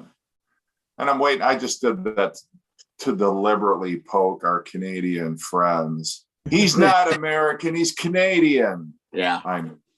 I figured you knew that. I know. That's another good one. Yes, it is. That was another one that I thought of, but somebody else is going to be picking that one for sure. Like I said, I know it's obvious, but it's a great one. Yeah. Yeah, no question. All right, so back to me. Yep. Actually, I'm gonna give you guys a choice. Should I go rock or R&B this time? Because I got two left. Rock. Well, you kind of went a little R&B last time. Okay. Go rock. We'll go rock first then. All right, kind of take it up a little notch here. Going with a little Warrant. and the song I'm going with off of here is not Cherry Pie. I'm going with Uncle Tom's Cabin. That's the song I'm going to choose by Warrant.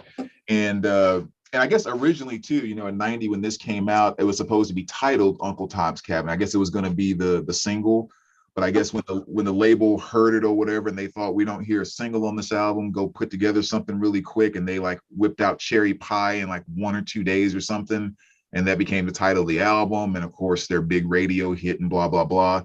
But originally this was going to be titled Uncle Tom's Cabin. And I can see why, because it really is just kind of a fantastic rock song. And I think sometimes maybe you don't get as much good storytelling and stuff like hair metal and this and that. It's just kind of about party all night and blah, blah, blah. But they tell a really cool story in that where these two guys just kind of out in a swamp and they're just kind of out fishing like really late at night. And then they see a car pull up, and the car is actually the sheriff's car. And the sheriff and the deputy get out of the car and they see them drag something that looks like a body that they dump into the swamp. And so they're hiding behind the trees and they're hiding away. And then the deputies and the sheriff get in the car and they take off. And so then like after that, the two guys that were hiding, they run away and they're kind of trying to figure out like, what the heck should we do? Like, should we go tell someone, or should we we just saw the sheriff and the deputy dump a body out in the swamp. And then the friend is like, no, man, you don't want to do something like that, because otherwise you'll be the next one in the swamp. And like just through this really kind of just hard rocking, very hair glam metal type of song, they're telling that amazing story just kind of step by step. And even the video is really cool, because the video is right on pace with the story, with the guys watching them coming into the swamp. And then later on, the two guys confronting the sheriff and the deputy in a bar, and they kind of get into a scuffle. So for a really cool kind of, like I said, hard rock song, very, very great storytelling on that. And I can easily see why that was going to be the title track of the artwork. I would assume. I mean, they went very, very Cherry Pie. I remember what's his name, Lane, kind of talking about how much he hated that, and because he told the story about what it was supposed to be, and he was like, then after that everything just became Cherry Pie, every damn thing. And he said like Cherry Pie eating contest and Cherry Pie this. He's like, I wish I never would have written that song. Yeah, which of course is always you say when you're up here on top with it, but but yeah, fantastic album. R.I.P. to Lane, and great storytelling there. That's a great pick. I love that pick. Yeah, he hated it so much he donated all the proceeds to charity, I'm sure. Exactly. Yeah. Exactly. Yeah, I think that's the best song on that album. That is a great song. Yeah. All right, guys. My next pick is a fantastic song from a fantastic artist. And this is going to be Christmas Card from a Hooker from Minneapolis. And I know that the title sounds ridiculous, but it's such a fantastic song. So he gets a letter in the mail from a girl he used to know. And she's like, hey, I just want you to know, I stopped, I'm no longer on dope. I'm stopped drinking whiskey. I met a man. He gave me a ring that was worn by his mother. He takes me out dancing every Saturday night. I still got the record you gave me, Little Anthony and the Imperials. But someone stole my record player. This picture that her life is getting back to normal. Obviously, she used to be a prostitute when Tom knew her. And then at the end of the letter, she goes, I have to be honest. I don't have a husband. He doesn't take me out dancing. I'm in jail and I need money for this lawyer. And they say I might be eligible for parole come Valentine's Day. So the whole story is, ruse, because she really needs money, but maybe that's where she hoped she would be. The cool thing is when Tom Waits sings this and played this in concert, he would start off with singing Silent Night and then go into this song. And it's just a fantastic song. And it's everything I love about Tom Waits. He's a great storyteller. He paints very vivid pictures. To say something like that line, like, I still got that record you gave me, Little Anthony and the Imperials. It's like he goes the line to be like, like, hey, here's the album. And you're thinking in your head, I'm going out of my head. You start singing like little Anthony. Those pictures that he can paint are so great. I just love Tom Waits, and I love that song. Christmas Card from a Hooker from Minneapolis. That's my pick. Love that title. Yeah, the working title of that song was actually Catfish, I heard. Yeah, Catfish. Yeah. Hey guys, we've been bombarded with texts about sexy dates. We've been hacked. You look in the comments, there's like crazy porno texts. Guys, don't click on those links. Fucked overpriced Tinder. I'm never kidding. I beg you guys, don't click on those links. But I really want to. Don't do it, Brandon. Jesus is watching. All right, guys. Wow. Melinda Murphy did love your pick for Uncle Tom's Cabin. I can't say that. I blame her. What a great pick. Thanks, Sam. Yeah. John the Dark Wizard says Gordon Lightfoot comes to mind. Wreck of Edmund Fitzgerald. Where were you 5 minutes ago? Yeah. Relate to the game. We picked that one, brother. All right. Well, this one is a song that I've talked about before. I did an episode on my channel where I talked about my favorite Bernie Taupin lyrics. My number 2 pick is going to be Burn Down the Mission off Weed Connection. Again, it's a story of this poor community and they're being oppressed by some, rich, powerful force. And so the narrator decided that he's going to rise up. He's going to burn down, I assume, the estate of this powerful force who is oppressing the community. He at the end of the song, he's taken away. So presumably he's been arrested and he's no good is going to come to him.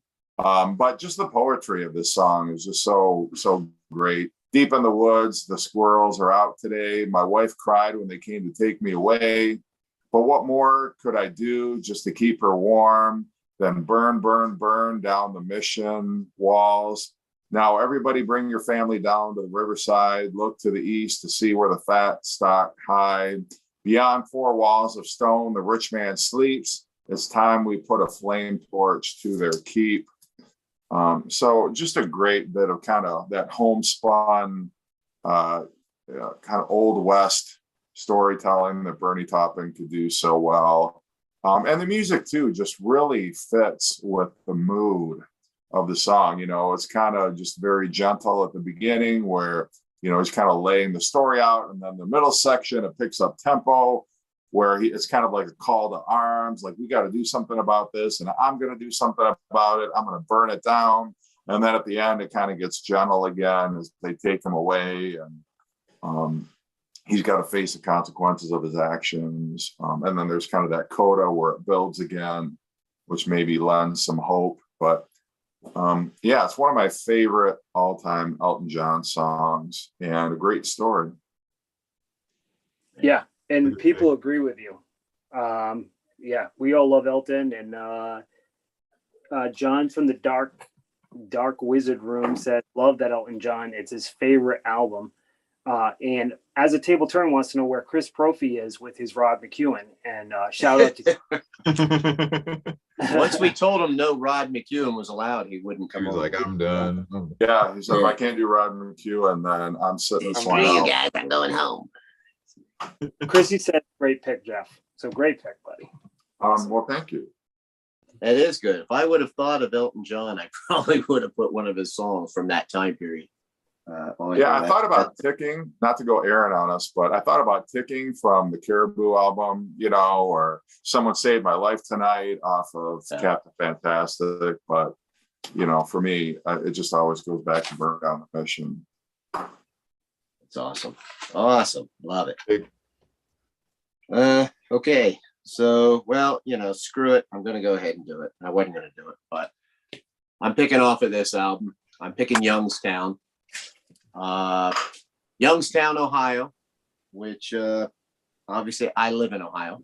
I've been to Youngstown, even though it's a hell of a drive for me because it's in the northeast part of the state, but it's up there in the Steel Belt area. And that's what this whole song is about. It's talking about how back in the day, yep, my buddy's got it there. Back in the day, they discovered iron ore in the area. And of course, that led to creating the steel industry in that part of the country. Not just Youngstown, but, Cleveland, big parts of Pennsylvania, obviously, and whatnot. But anyway, Youngstown was a town that basically was built up from that, from the steel industry there. And then when the steel industry left, then the town just kind of went to shit. You had all these people who for generations had worked in these steel mills, and all of a sudden they were displaced. They had nowhere to go, nothing to do. And there's just so many great lines because it is Springsteen and he is the master storyteller. It talks about how, they built the cannonballs that helped the Union win the war. And then in World War II, they're building tanks and bombs. And then, the children of that, they go to Korea and Vietnam. And when they come back, of course, especially the Vietnam vets, they're coming back to when the steel industry is starting to go down. And they're like, what were we dying for? What do we have over here anyway? But there's all kinds of little things in this song that, Springsteen adds to his songs, just certain terms.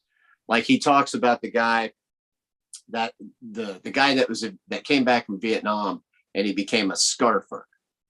He said he worked his way up to a scarfer. A scarfer is somebody who basically you clean steel, imperfections that are in steel. There's different variations of it. You can do it with tools, you do it with torches.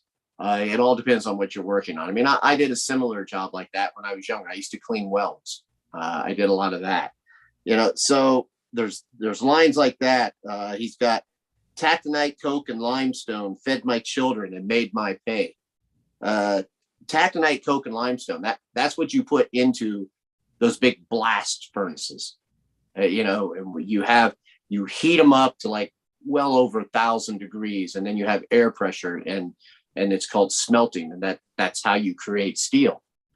They talk about keeping those furnaces hotter than hell and everything. He just paints this amazing imagery and just the wording that he uses. Even when the lines where he's saying, Jenny, I'm sinking down here in Youngstown. Jenny is the blast furnace. It's not a woman. That was the nickname of those blast furnaces because they would give them nicknames, and that was named I don't know, I can't remember now. Jeanette. I think it was called the Jeanette Blast Furnace, which was named after somebody else. So they called it the Jenny. So that's what he's talking about in that when he says that line. But it's just a terrific song, and the part where he says, I'd have no, he's better suited for hell, not heaven at the end, because that's the work he's suited for. That's what he knew. That's what he's good at. And so, that's at the end when everything is closed down and he's kind of like, You know, when I die, I don't know. This is what I've done all my life. I don't know anything else. And it just paints a bleak picture. But that's a bleak area. I don't know, Jeff, maybe you've been through it, but Youngstown.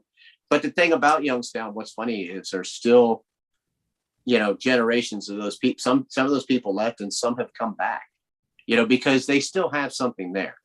You know, that's where they grew up. That's what they knew.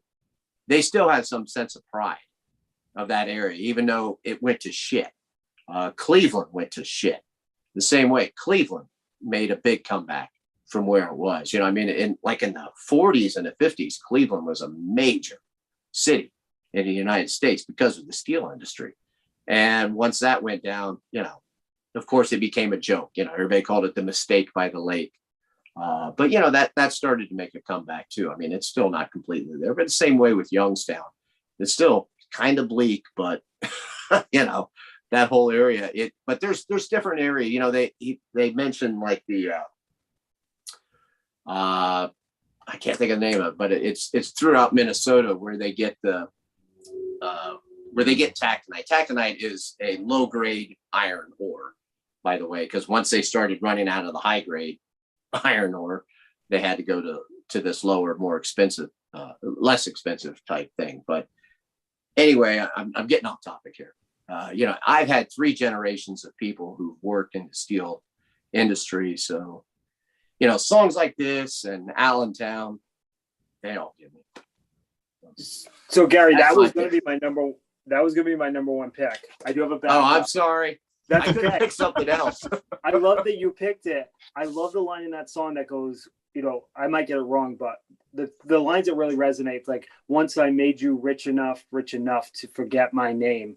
And he says it with such conviction. But even the beginning of that song, it's like, here in Northeast Ohio, back in 1803, James and Danny Eden found the ore that was lying in Yellow Creek. They built a blast furnace here along the shore. And they made the cannonballs that helped the Union win its war. It's like starts off with such like a simple story. You're like, okay, where is this going? And it's like the history of, like you said, Youngstown, Ohio, the iron industry. And it paints a bleaker and bleaker picture till he gets to the end and he's sitting there and he's like, you know, when my time comes, just send me to hell. You know, I'll do the devil's job well. It's like, because he's spent his whole life in a furnace. It reminds me kind of a Mill Worker, you know, by James Taylor. It's a very similar song about someone that struggled their whole life with one job. The thing I like about this song more than Mill Worker, even though I absolutely love Mill Worker, is that this paints the picture of the entire industry, not just one person working at a mill. Like the whole generation after generation after generation, like you said, in Youngstown, Ohio. Just such a brilliant song, man.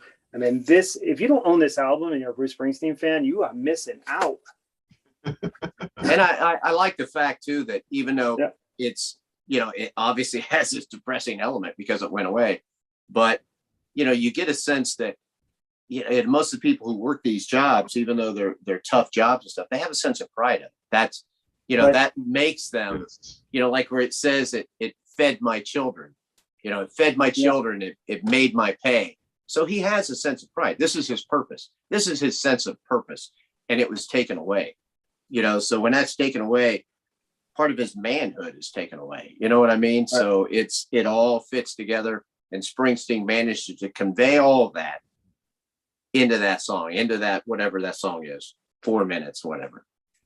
Yeah, you nailed it right there, Gary, too, because that's the one thing I think that Springsteen did so well in that song and so many others, is he always knew how to paint that picture to show the pride that the common man had in the things that he did on a day-to-day basis.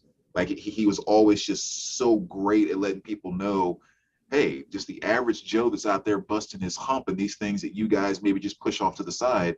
There's a great deal of pride and back-breaking work that goes into these things, and he always nails that. Yeah, it's awesome. A great pick. Thank you. All right, Brandon. All right, so This time we're going back to a little bit of R&B and kind of on the 80s side. And I'm going with Bobby Womack. And this is his album from 1985. And it's the song, I Wish He Didn't Trust Me So Much, is the name of the song.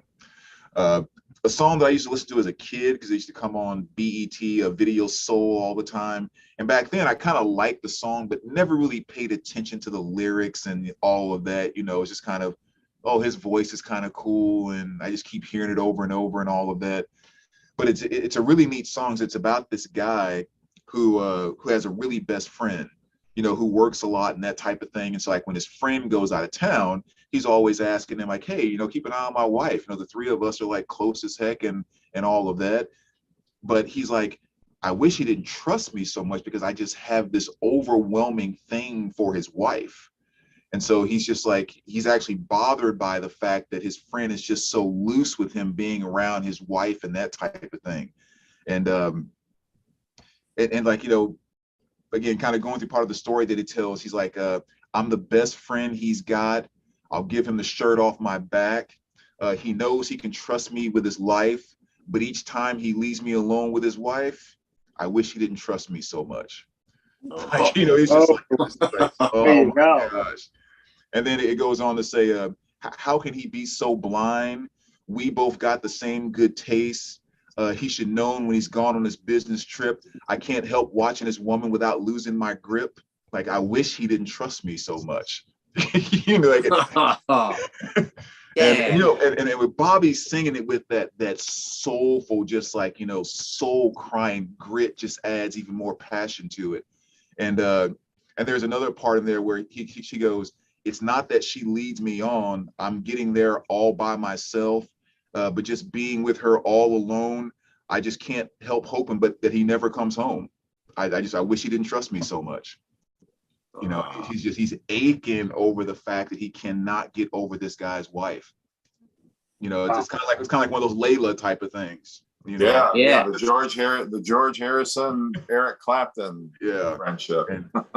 And then you just feel every minute of his pain and just kind of that dilemma inside of him, because nothing in there is just like, you know, I'm gonna get her, she should be with me. Like everything about it is, I don't want to have these thoughts. I should not be having these thoughts. It's not right for me to have these thoughts. I can't help it.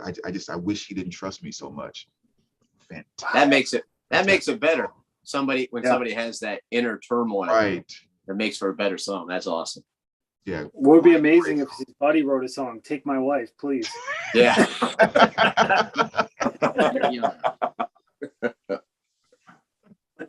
All right. So my number one pick was Youngstown. Now, I have another pick, obviously. And I can tell you that me and Gary have extensively done about every song off this album. So I'm going to pick a song that we have not talked about. Even though if you said to me, what's your favorite song on this album? It would definitely be Highway Patrolman, but I'm not picking Highway. I am going to pick My Father's House. Now, here's a song that the first time I heard it, I didn't really understand the story. But then I heard Springsteen tell the story. He said that, you know, when he was a very young child, his father would always go to the bar after work. And sometimes they would have to go get the father. And the mother would send this young boy, young Springsteen, 5, 6, into this bar where children were not allowed to go find his father, who was probably intoxicated. And his father and him had a very tumultuous relationship. He said that the best thing his father ever said to him was when he failed his physical for the Vietnam draft, his father said, good. Because his father didn't want him to go to the war, didn't want to see his son die. But that was the highlight of their childhood. His father used to yell at him, your damn guitar, your damn guitar. So when he moved away, he had a very tumultuous relationship with his father. He moved to California. And he wrote the song, My Father's House. And the line that really sticks up to me, now that you know that the house is a bar, that's what he's talking about. This is where his father, you know, when he thought about the residence of his father, he says, I woke and I imagined the hard things that pulled us apart will never again, sir, tear us from each other's hearts. I got dressed And to the house, I did ride. So he kind of rides to the bar. From out on the road, I could see the windows shining in the light. I walked up to the steps. I stood on the porch. A woman I didn't recognize came and spoke to me through a chain door. I told her my story and who I'd come for. She said, "I'm sorry, son, but no one by that name lives here anymore." And it's like, okay, maybe he was thinking in his head, I'm going to resolve this issue with my father. Like I'm going to create some sort of relationship with his father. But in his head, when he pulls up to the house, his father is no longer there. Like, is it gotten too late? I was lucky because I had a fantastic relationship with my father. But I think that is, just here's a song that not too many people probably know. I mean, this album is just a masterpiece from start to finish. So go check out My Father's House. It's a great one. That's great. Now, say that's funny. You telling all that story behind it, because I didn't know any of that. And I think that's one of those songs that's definitely open to interpretation, on kind of how you feel about it, which I love songs like that. Yeah. To where sometimes it leaves open space and you can kind of interpret. I guess I kind of felt like that. Like when you said, "Is it too late?" When he goes to the house and he said, "I'm sorry, son, nobody by that name lives here anymore." I feel like it was a struggle, obviously, between him and his dad. And, maybe in the story, you kind of get the impression like either it's too late for whatever reason. Maybe the dad's dead, at that point when he starts thinking about all the things that drove us apart. And, that there's a lot of, especially, Springsteen is older. I think things are different now than they were in years. I can't say that, my dad, when I was a kid, was like a lovey-touchy kind of guy. And, not too many people's dads were. But I mean, I'm a lot different with my kids than what my dad was with me. And I just think it's a lot of, it's a kind of a generational thing. I can totally see Springsteen's dad probably being a hard ass, and there's a very big divide there between that generation and then Bruce's generation. A lot happened in that amount of time, that changed. And there was a lot of resentment, a lot of misunderstanding and lack of communication. So, but it led to Bruce writing a hell of a lot of good songs. Yeah. Thank you, Bruce's dad. Yes. Hey, my dad was a hard ass, but my dad admits now that like that's the way he thought you had to be. Yeah, that's how fathers were. You had to be hard on your sons. But I knew he loved me at the same time, Yeah. He took me to Motley Crue. My dad didn't love me. He would have never done that shit. Kidding. Well, maybe had he seen the Home Sweet Home video, he saw this and he like, then is that what happens? Yeah, let's go check that out. Yeah, that's a really good pick, man. Because like you were saying, there's so many things off that album, and that was one that was hard for me to skip. And just the fact that you showed it, like, I have to just kind of say really quick, one of my absolute favorite Bruce Springsteen lines is at the very end of Atlantic City when he says, well, I'm tired of getting caught on the losing end. So last night I met a guy, I'm going to do a little favor for him. Yeah. That line gives me the creeps every time I hear it, because there's just something inside of me that's like, I have no idea what he's doing, but obviously, it's something dirty. It's something that, he knows he shouldn't be doing. Is it something to do with a hit? Is it something to do with drugs? Is it something to do with, and it's just like the desperation that he shows in that song after talking about all the stuff he's dealing with.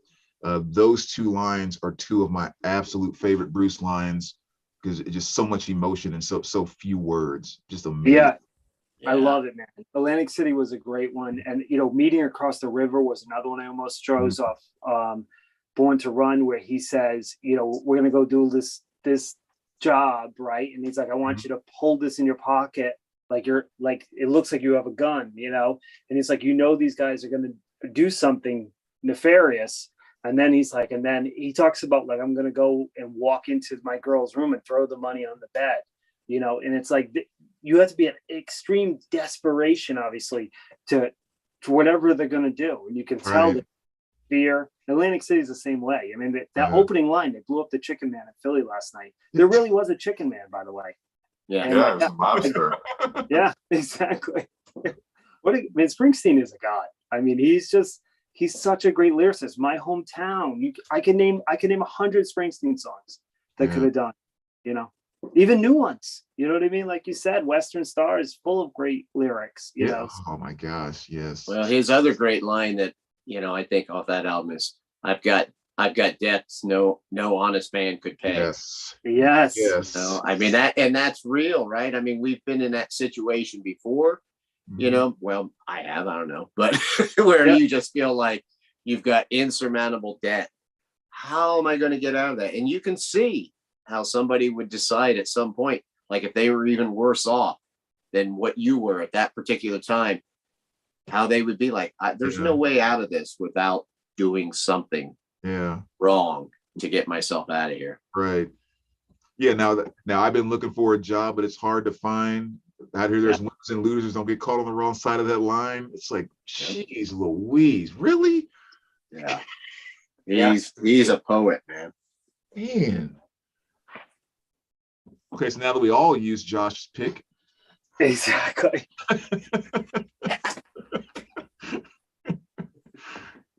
All right. Well, my number one pick is one that Mike's got the spins already called.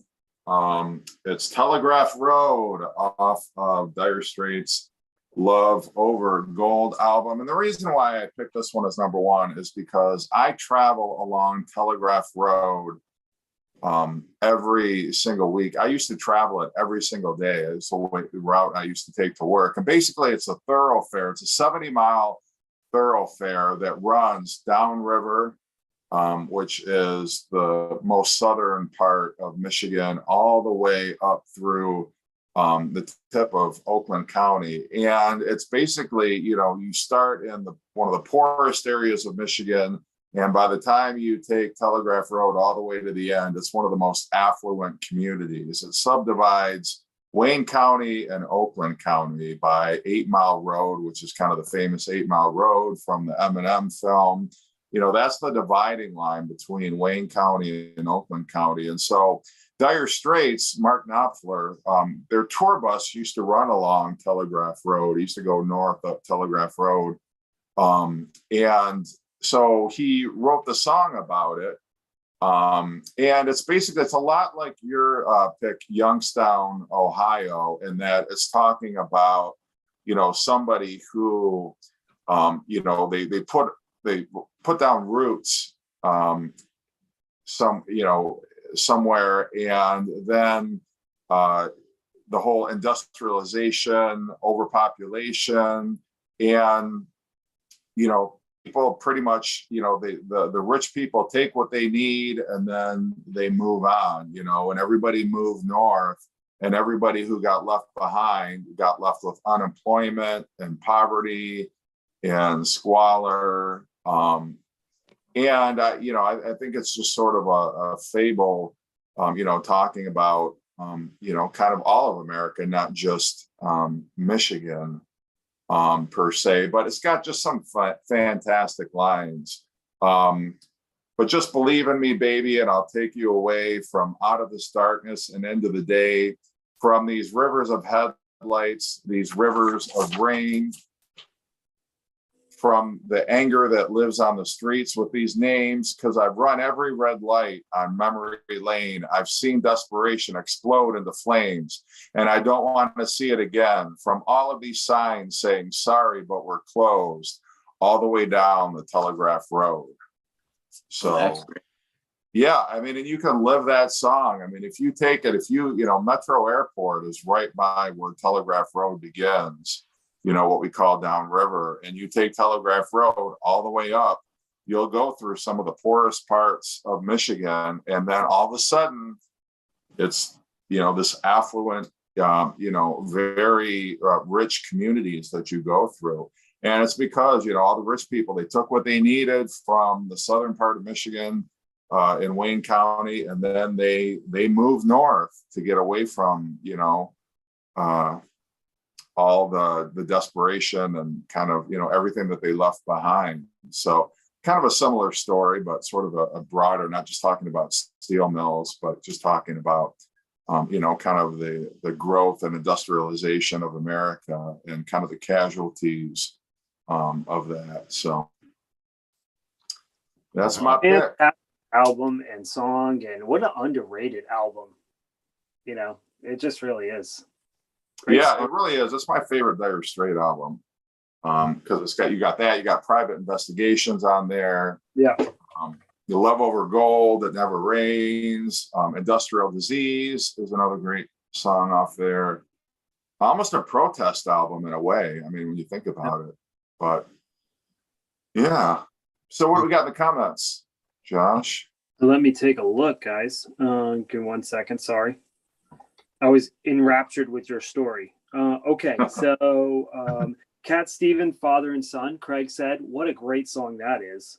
Cats in the Cradle, Blake's Got the Spins. Love that song. House of Pain is such a sad, beautiful song. If you're talking about House of Pain by Faster Pussycat, that's a great one. ADC Music Heaven said Mama Tried.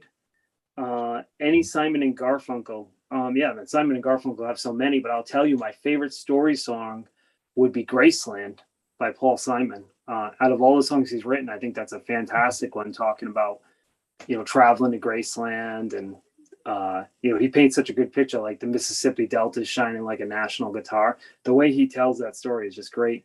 The Boxer. Boxer. The Boxer. Yeah, the Boxer is incredible. Yeah. Streets of Philadelphia. That's a great Springsteen That's a really song. good one. Yeah. Dire Straits, Brothers in Arms. The Birds on the Wire on the telegraph poles can always fly away from the rain and the cold. Chrissy says Rain on the Scarecrow. Yeah. Would be one of my picks. We talked about that last week, Chrissy. Yeah. Hanging in the wood. Brandon had it ready just in case. Yeah. Oh, and Hazard by Richard Marx. That was one that I picked. Yes. Yep. Oh yeah. You just talked about that. Yeah. The only reason I didn't pick it was because we just talked about it like 2 weeks ago.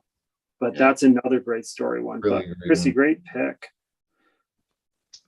And Cats in the Cradle was another one that I thought about. I thought about Taxi. I love that song, and my brother would always get so angry when we were kids. We'd hear that song, like, why did he drive away? But you get older and you realize why he did,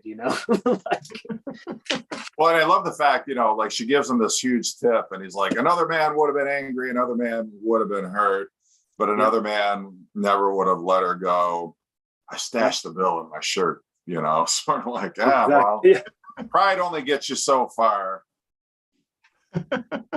Absolutely. I thought somebody might pick a boy named Sue. Oh, that's I thought that was like too obvious. I'm like, I know Josh being the Johnny Cash guy, I'm sure he's going to pick a Johnny Cash, but I'm surprised no Lucero, Josh. Yeah, it's crazy because I kept thinking like everything just kept coming to my head as Springsteen. Like, honestly, I could have picked 30 Springsteen songs, and I knew that, like, to be honest to myself, like, even though I love Lucero, I mean, I feel like Springsteen to me is the ideal storyteller. Like Neil Young has great songs, but there's so much interpretation in his songs. Like he could be singing about something completely different for all we know. But Springsteen, like Gary said, he paints these pictures where you know exactly what he's talking about. Like it's cinematic, like Lana Del Rey. I almost picked Lana Del Rey. So yeah, and if I was gonna pick Lucero, it would have been I went looking for Warren Zevon's Los Angeles, which is I think his best story. Either that or Union Pacific Line. But yeah, so many great ones. Yeah, well, and we've had a lot of good suggestions, in the comment section as well. What was the first song, if I could ask you guys a question, what was the first song as a child that the lyrics really, like you paid attention to the lyrics, so the lyrics really resonated with you? Probably Big Bad John. Nice. I thought, because the guy goes down there and falls down in the coal mine or whatever it is. Yeah. Then they bring him up. I always thought that was kind of scary, because then he doesn't make it back out. Mm-hmm. I think for me, I'm sorry, I was going to say, I think Cat Stevens, Father and Son. Yeah. I just remembered my dad, because, he'd notice I was like taking an interest in the song. He's like, okay, when he sings like this, he's the father. But then when he sings in this voice, he's the son. And, they were it was a little bit more than I could kind of comprehend at that age. But, it's one of those timeless classics, too, that still resonates with, the present generation, if you listen to it. Not that there's a lot of kids running around who are Cat Stevens fans, but just the whole sentiment of it anyway. That was perfect, Jeff, because that's exactly what I was going to say. Yeah, my father no kidding. Yeah, no kidding. My father did this exact same thing. How about you, Brendan? It's kind of a tough one. I would probably say "Oh No" by the Commodores.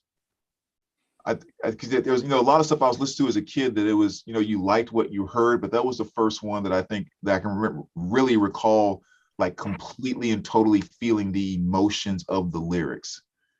So that's probably my best pick.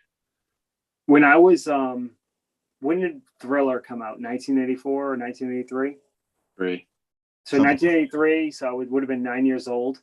I remember singing, "Billie Jean is not my lover." And my mom went, "What are you singing?" Like, she was so offended, right? And my dad goes, "It's Michael Jackson, honey." She goes, "Okay." And then a few days later, my dad played the Grateful Dead a lot. And I was singing "Friend of the Devil." She's like, "What are you singing now?" And he's like, "It's Grateful Dead, hon." Like, my father would have to clarify who it was. Like, my mom probably pictured Michael Jackson, so it was that little kid from the Jackson 5. Oh, okay, Just, the way your mom kind of sounds like George Costanza's mom. He's off the Seinfeld. The way you totally like that. What are you listening to now? What are you listening to? Singing about this? Oh my God! When "Papa Don't Preach" came out by Madonna, my mom almost lost her mind. She just was like, couldn't deal with it. I used to love that video. Yeah. I'm keeping my baby. What the hell is this lady singing about? My baby. Exactly. My mom was looking to be offended. Holy shit. I mean, California Girls by David Lee Roth. Oh my God. This is sexist. You go damn straight. Most of the music we play, like, my parents never really heard it. They didn't like come in our room and look what we were playing. And we were smart enough not to play, certain hip hop stuff around them anyway. But when we first got Purple Rain and we were sitting there singing "Darling Nikki," masturbating with the magazine, we had no idea what the word masturbating meant. And it's like, what are you listening to? It's like, Prince, what are you talking about? And she that wholesome gospel singer Prince. Yeah. Hey, it was like, that was the word. We just sang it. Totally. Only time we got in trouble. Craig just said "Wichita Lineman," which is an incredible song. Oh, I love that song. That's a great one. If I was going to pick a Johnny Cash song, it might have been "One Piece at a Time." Yeah, I love that. One piece at a time. See, I was actually going to go with "I Hung My Head." Great one. Oh, that's a good one. Another great storytelling there. Yeah, I think Sting wrote that. Yeah, it was Sting. Yeah. Give My Love to Rose. Give My Love to Rose. Great one. Yeah. Won't You, Mister? Sting has got a song that I really love. "I'm So Happy I Can't Stop Crying." Which is a story about going through a divorce. Yeah. Mm-hmm. There's a line in that song where he goes, the park is full of Sunday fathers with melted ice creams. They try to do the best they can within their given time. And I remember when I got divorced, then I could only, even though I had shared custody, I worked all week. So I really saw Carter on Friday night, Saturday, and Sunday. And, Carter was everything to me. He's still everything to me.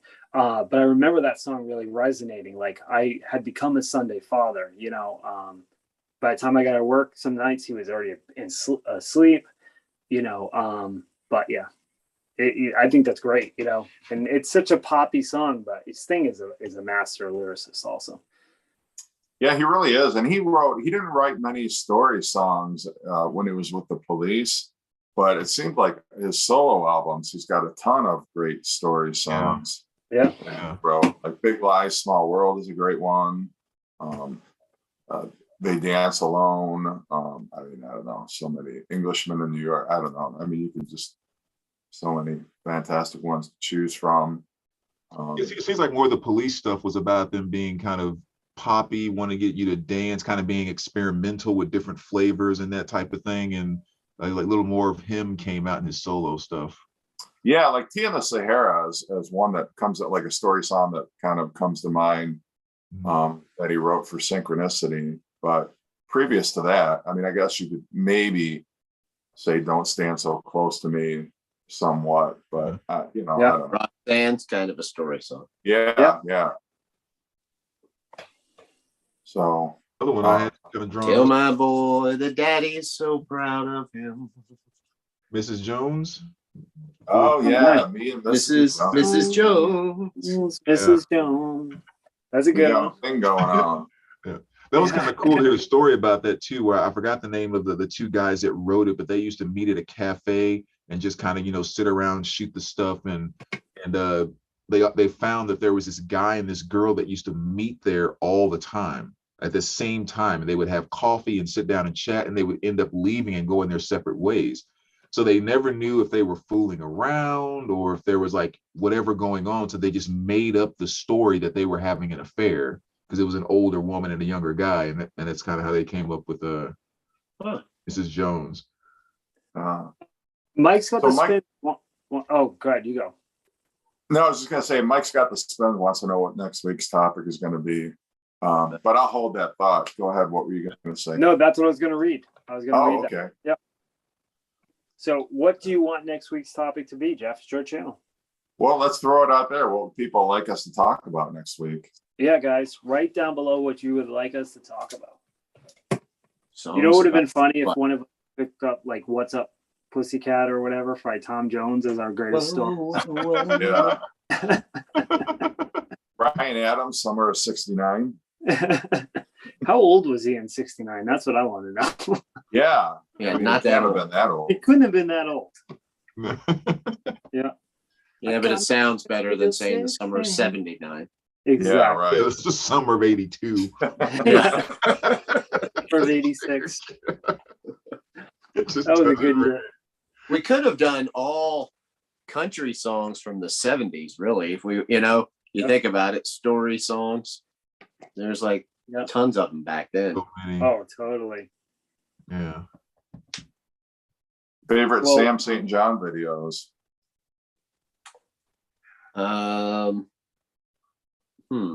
Every time he sings about Tom Petty, when he talks about Tom Petty, that's my favorite. Keep it going. Yeah. Well, I know we had that or last time. Michael Nesmith. Yeah. Mike said 5 to 10 albums you think everyone should hear. Well, Brandon does that all the time. Yeah. Pretty much. He's got a Instagram page. Thank you. Chrissy said it was a fun watch. Thank you, Chrissy. Chrissy, feel free to write what you want us to talk about. We can let people comment and then post something on our pages what we're going to talk about. So they have I know we've done videos before where it's like 5 albums that we would recommend to anybody, but that's an episode we could have expanded that to 25 albums probably everybody should hear, but just in the interest of time we always whittle it down. So I don't know, we could certainly do another 5 albums that we haven't shown before that everybody should hear. Those seem to be pretty popular. Bryan Adams was 10 in 1969. There you go. That's when he got his first real. Yeah, I think that was the year he got his first real 6-string. I think he got it at 5 and dime. At the local 5 and dime. Yeah. Yeah. Well, and he played it so much his fingers bled. Yeah. His story. What year was that? It was the summer of '69. Man, you know what though? That's a fantastic album. And when he sings with Tina Turner, holy shit. Man, those guys, yeah. This is awesome. I don't care what anybody says. That's a great album. Yeah, Tina Turner upstages them big time. Oh, totally. I was so in love with Tina. Tina Turner's going to upstage pretty much anybody she was on stage with at that time. Exactly. Yeah. She did. I saw Tina in 97, 98. And I mean, I guess she was what, 60 something then. And still, I mean, went for almost 2 hours, just killing it. Just an amazing show. Yeah, she's legendary. Gary, did you see the interview with David Coverdale the other day where he said he wrote Is This Love for Tina Turner? And the record company was, so he wrote Is This Love because Tina Turner was looking for songs. She had just had Private Dancer, was a huge hit. And they went to David and they said, you know, she's got another album coming out and she loves your band. She would love you to write her a song. So he goes, okay. So he was thinking like, oh, I'll write like a ballad. So he wrote Is This Love? And, you know, he played it for the record company first and they were like, holy shit, like we need to record this. He goes, no, it's for Tina. And they said, no, we will not let you give this to Tina. Like, really? They're like, you're putting this on your album. I thought you were going to say they are like, this song blows. We're not going to get this. Yeah. No. Yeah, that's what I thought you were going to say too. I don't like it. No, they said no. They said this is going to be your biggest hit, which it wasn't, but it was close, you know. Yeah, they knew it was going to be a hit. That's cool. So, well, I'd like to hear Tina Turner sing it now. oh, yeah. You can totally hear it, can't you? Yeah. Oh, yeah, totally. Wow. Gary, if I were you, if you get the opportunity, even if you grab it on CD, that Whitesnake's Greatest Hits is a very interesting listen. For those of you that don't know, they wanted to make the album more cohesive. So, you know how Steve Vai joined the band in the early 90s. They actually take Steve Vai's guitar parts and lower it way in the mix, and then had Adrian Vandenberg record new guitar parts.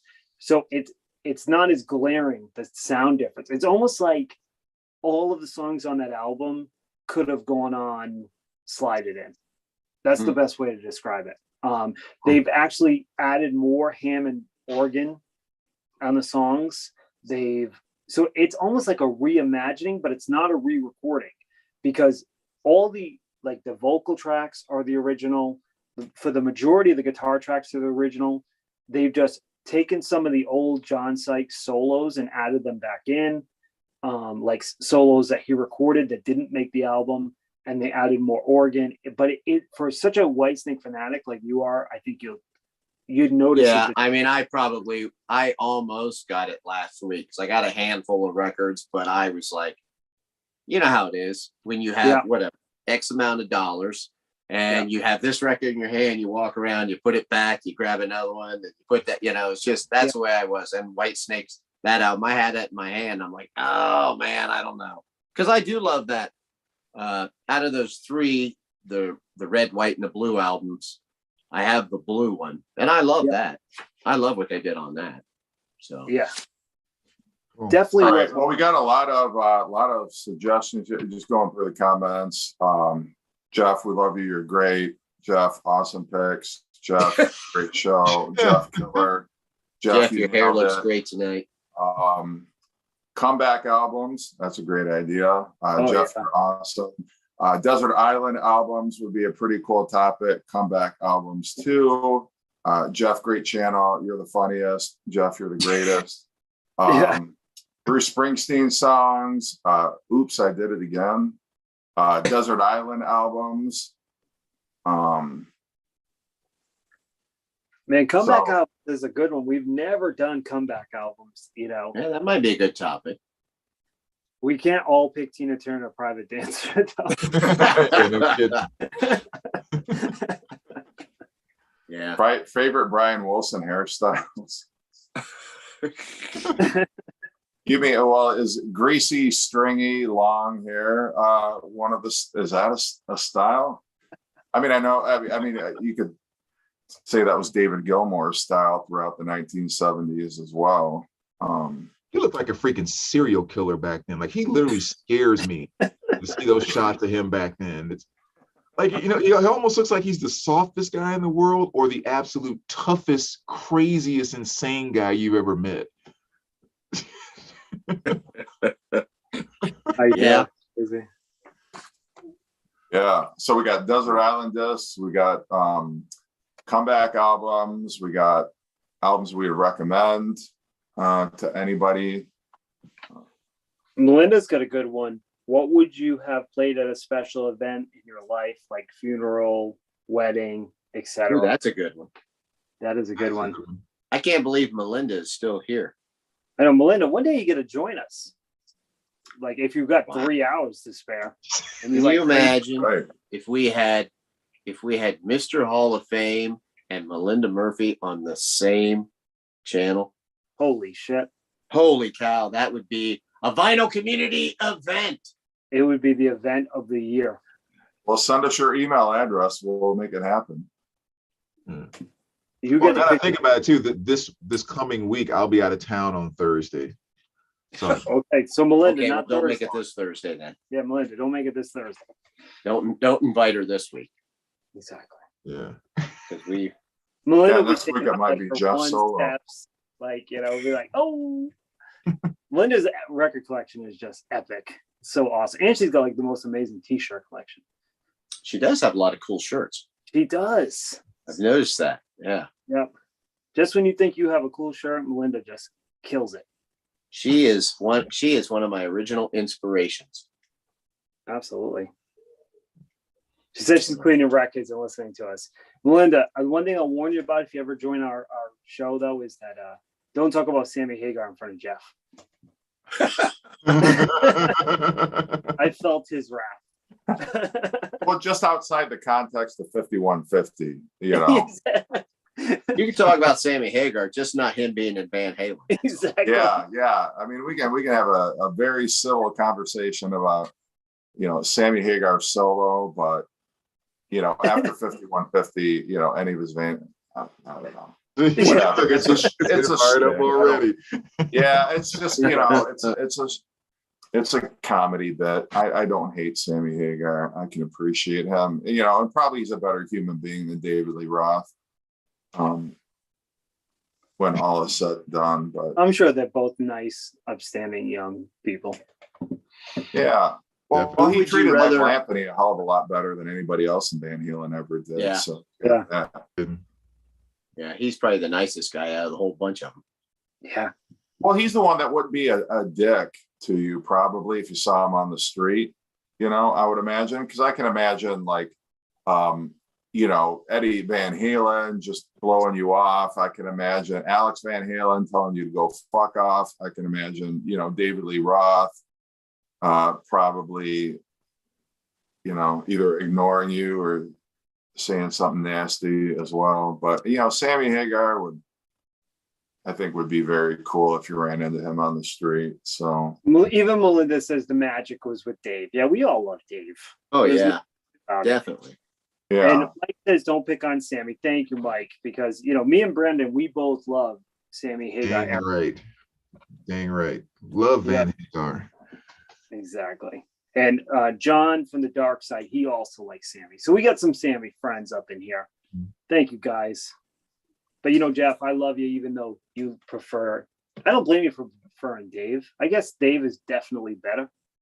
Yeah. I just have a hard time hate Sammy. I mean, I don't dislike Sammy Hagar. It's funny to pick on him. And so that's why I do. But I can show you. I've got every Sammy Hagar Van Halen album. So I'd be hypocritical if I were to stand up here and act like, oh, it's all crap. I just prefer David Lee Roth, Van Halen. That's all. Yeah. But yeah, it's just a matter of taste. And there's people who love Sammy Hagar, Van Halen better, and I totally respect that. I would not, judge you or. Here's kind of my thoughts. I don't think it's better, but for me, it was a very special age because in 5150 came out in 1986, right? So I was like 12 years old. What the perfect age. Like having a boombox, listening to Summer Nights, even the songs like you call Dreams for Kids. I was a kid it resonated with me. I had dreams. Like, and then, you know, by the time I had a girlfriend, and now they're dead. You know, For Unlawful Carnal Knowledge was out, and we, you know, be rocking out to Run Around or Pound Cake. You know what I mean? It's like, you know, for me, it was that's what it is. Yeah. You saw the video to Pound Cake when you're about 13, and you're like, I love this band. I love this band. Yeah. Van Halen could do no wrong, but I got into Van Halen with David Lee Roth, but when they separated, I went and bought all the David Lee Roth solo albums. I bought all the Van Halen and Sammy Hagar albums. I never had any hatred or any animosity, like, oh, I can't believe Dave's not in the band, because I was so young. It was like, well, I still have David. I have Eat 'Em and Smile, and I still have Eddie, and I still have Alex. And yeah, I mean, I was devastated when Eddie passed away. I mean, he obviously was everything, you know, to me as a child, as a guitarist, you know. But I love both bands. I love them. If you put a gun to my head, yes, David Lee Roth was a much better version of Van Halen. But I still love all those Sammy albums. So, well, and I like Bon Scott AC/DC more than, what's his name? Brian Johnson. Brian Johnson. I know. I knew it started with a B. I'm like, shit, what is it? Is it Bruce? No, that's the guy from. Is this Bruce Dickinson? Bruce Dickinson. David Copperfield. No. David Copperfield. No, but I anyway, I like Bon Scott AC/DC better than I like, what's his name? Johnson. Brian Johnson. Brian Johnson AC/DC. I like Brian Johnson AC/DC, but just not as much as I like Bon Scott AC/DC. That's one place where I think there's a little bit of a difference when comparing, like, in my mind, how I compare the Van Halens, because when AC/DC made the change, they pretty much stayed the same AC/DC. It was just a new lead singer. But to me, Roth and Hagar are so different. It's like comparing Whitney Houston to Slayer. Like, it's not even the same conversation. I can do a comparison, which is, well, it's almost like Highway to Hell is 1984 and Back in Black is 5150. You know, I mean, they were both very great popular albums, but you know, there was just a difference there. But that's, you know, an interesting conversation to have as well. You know, when a band has to replace a lead singer, a very, very popular classic band, and did it successfully. Not many bands can pull that off, but you know. Anyway, Gary's nodding off back there. I know he's got to be to work early tomorrow. Yep. My son graduates tomorrow from middle school. What? oh, nice. There we go. Awesome. Congrats. Way to go, Carter. Yeah, absolutely. So that's my plan. I'm gonna play Graduate by Third Eye Blind tonight, just in his honor. So let him know. All right. There you go. One day we'll get him on the show. Yeah. That'd be cool. All right, fellas. Well, it's been a blast again. Awesome. And we'll pick a topic and we'll let you know next week what we're going to do. And some of us will be here. Some of us won't. Maybe it'll just be me, the way everyone's dropping like flies. But carry on nonetheless. Always do. Can I do next week? See you, everybody. I think Have so. a good one, guys. Right. Hi, guys. Anyway, everybody. Awesome. Bye.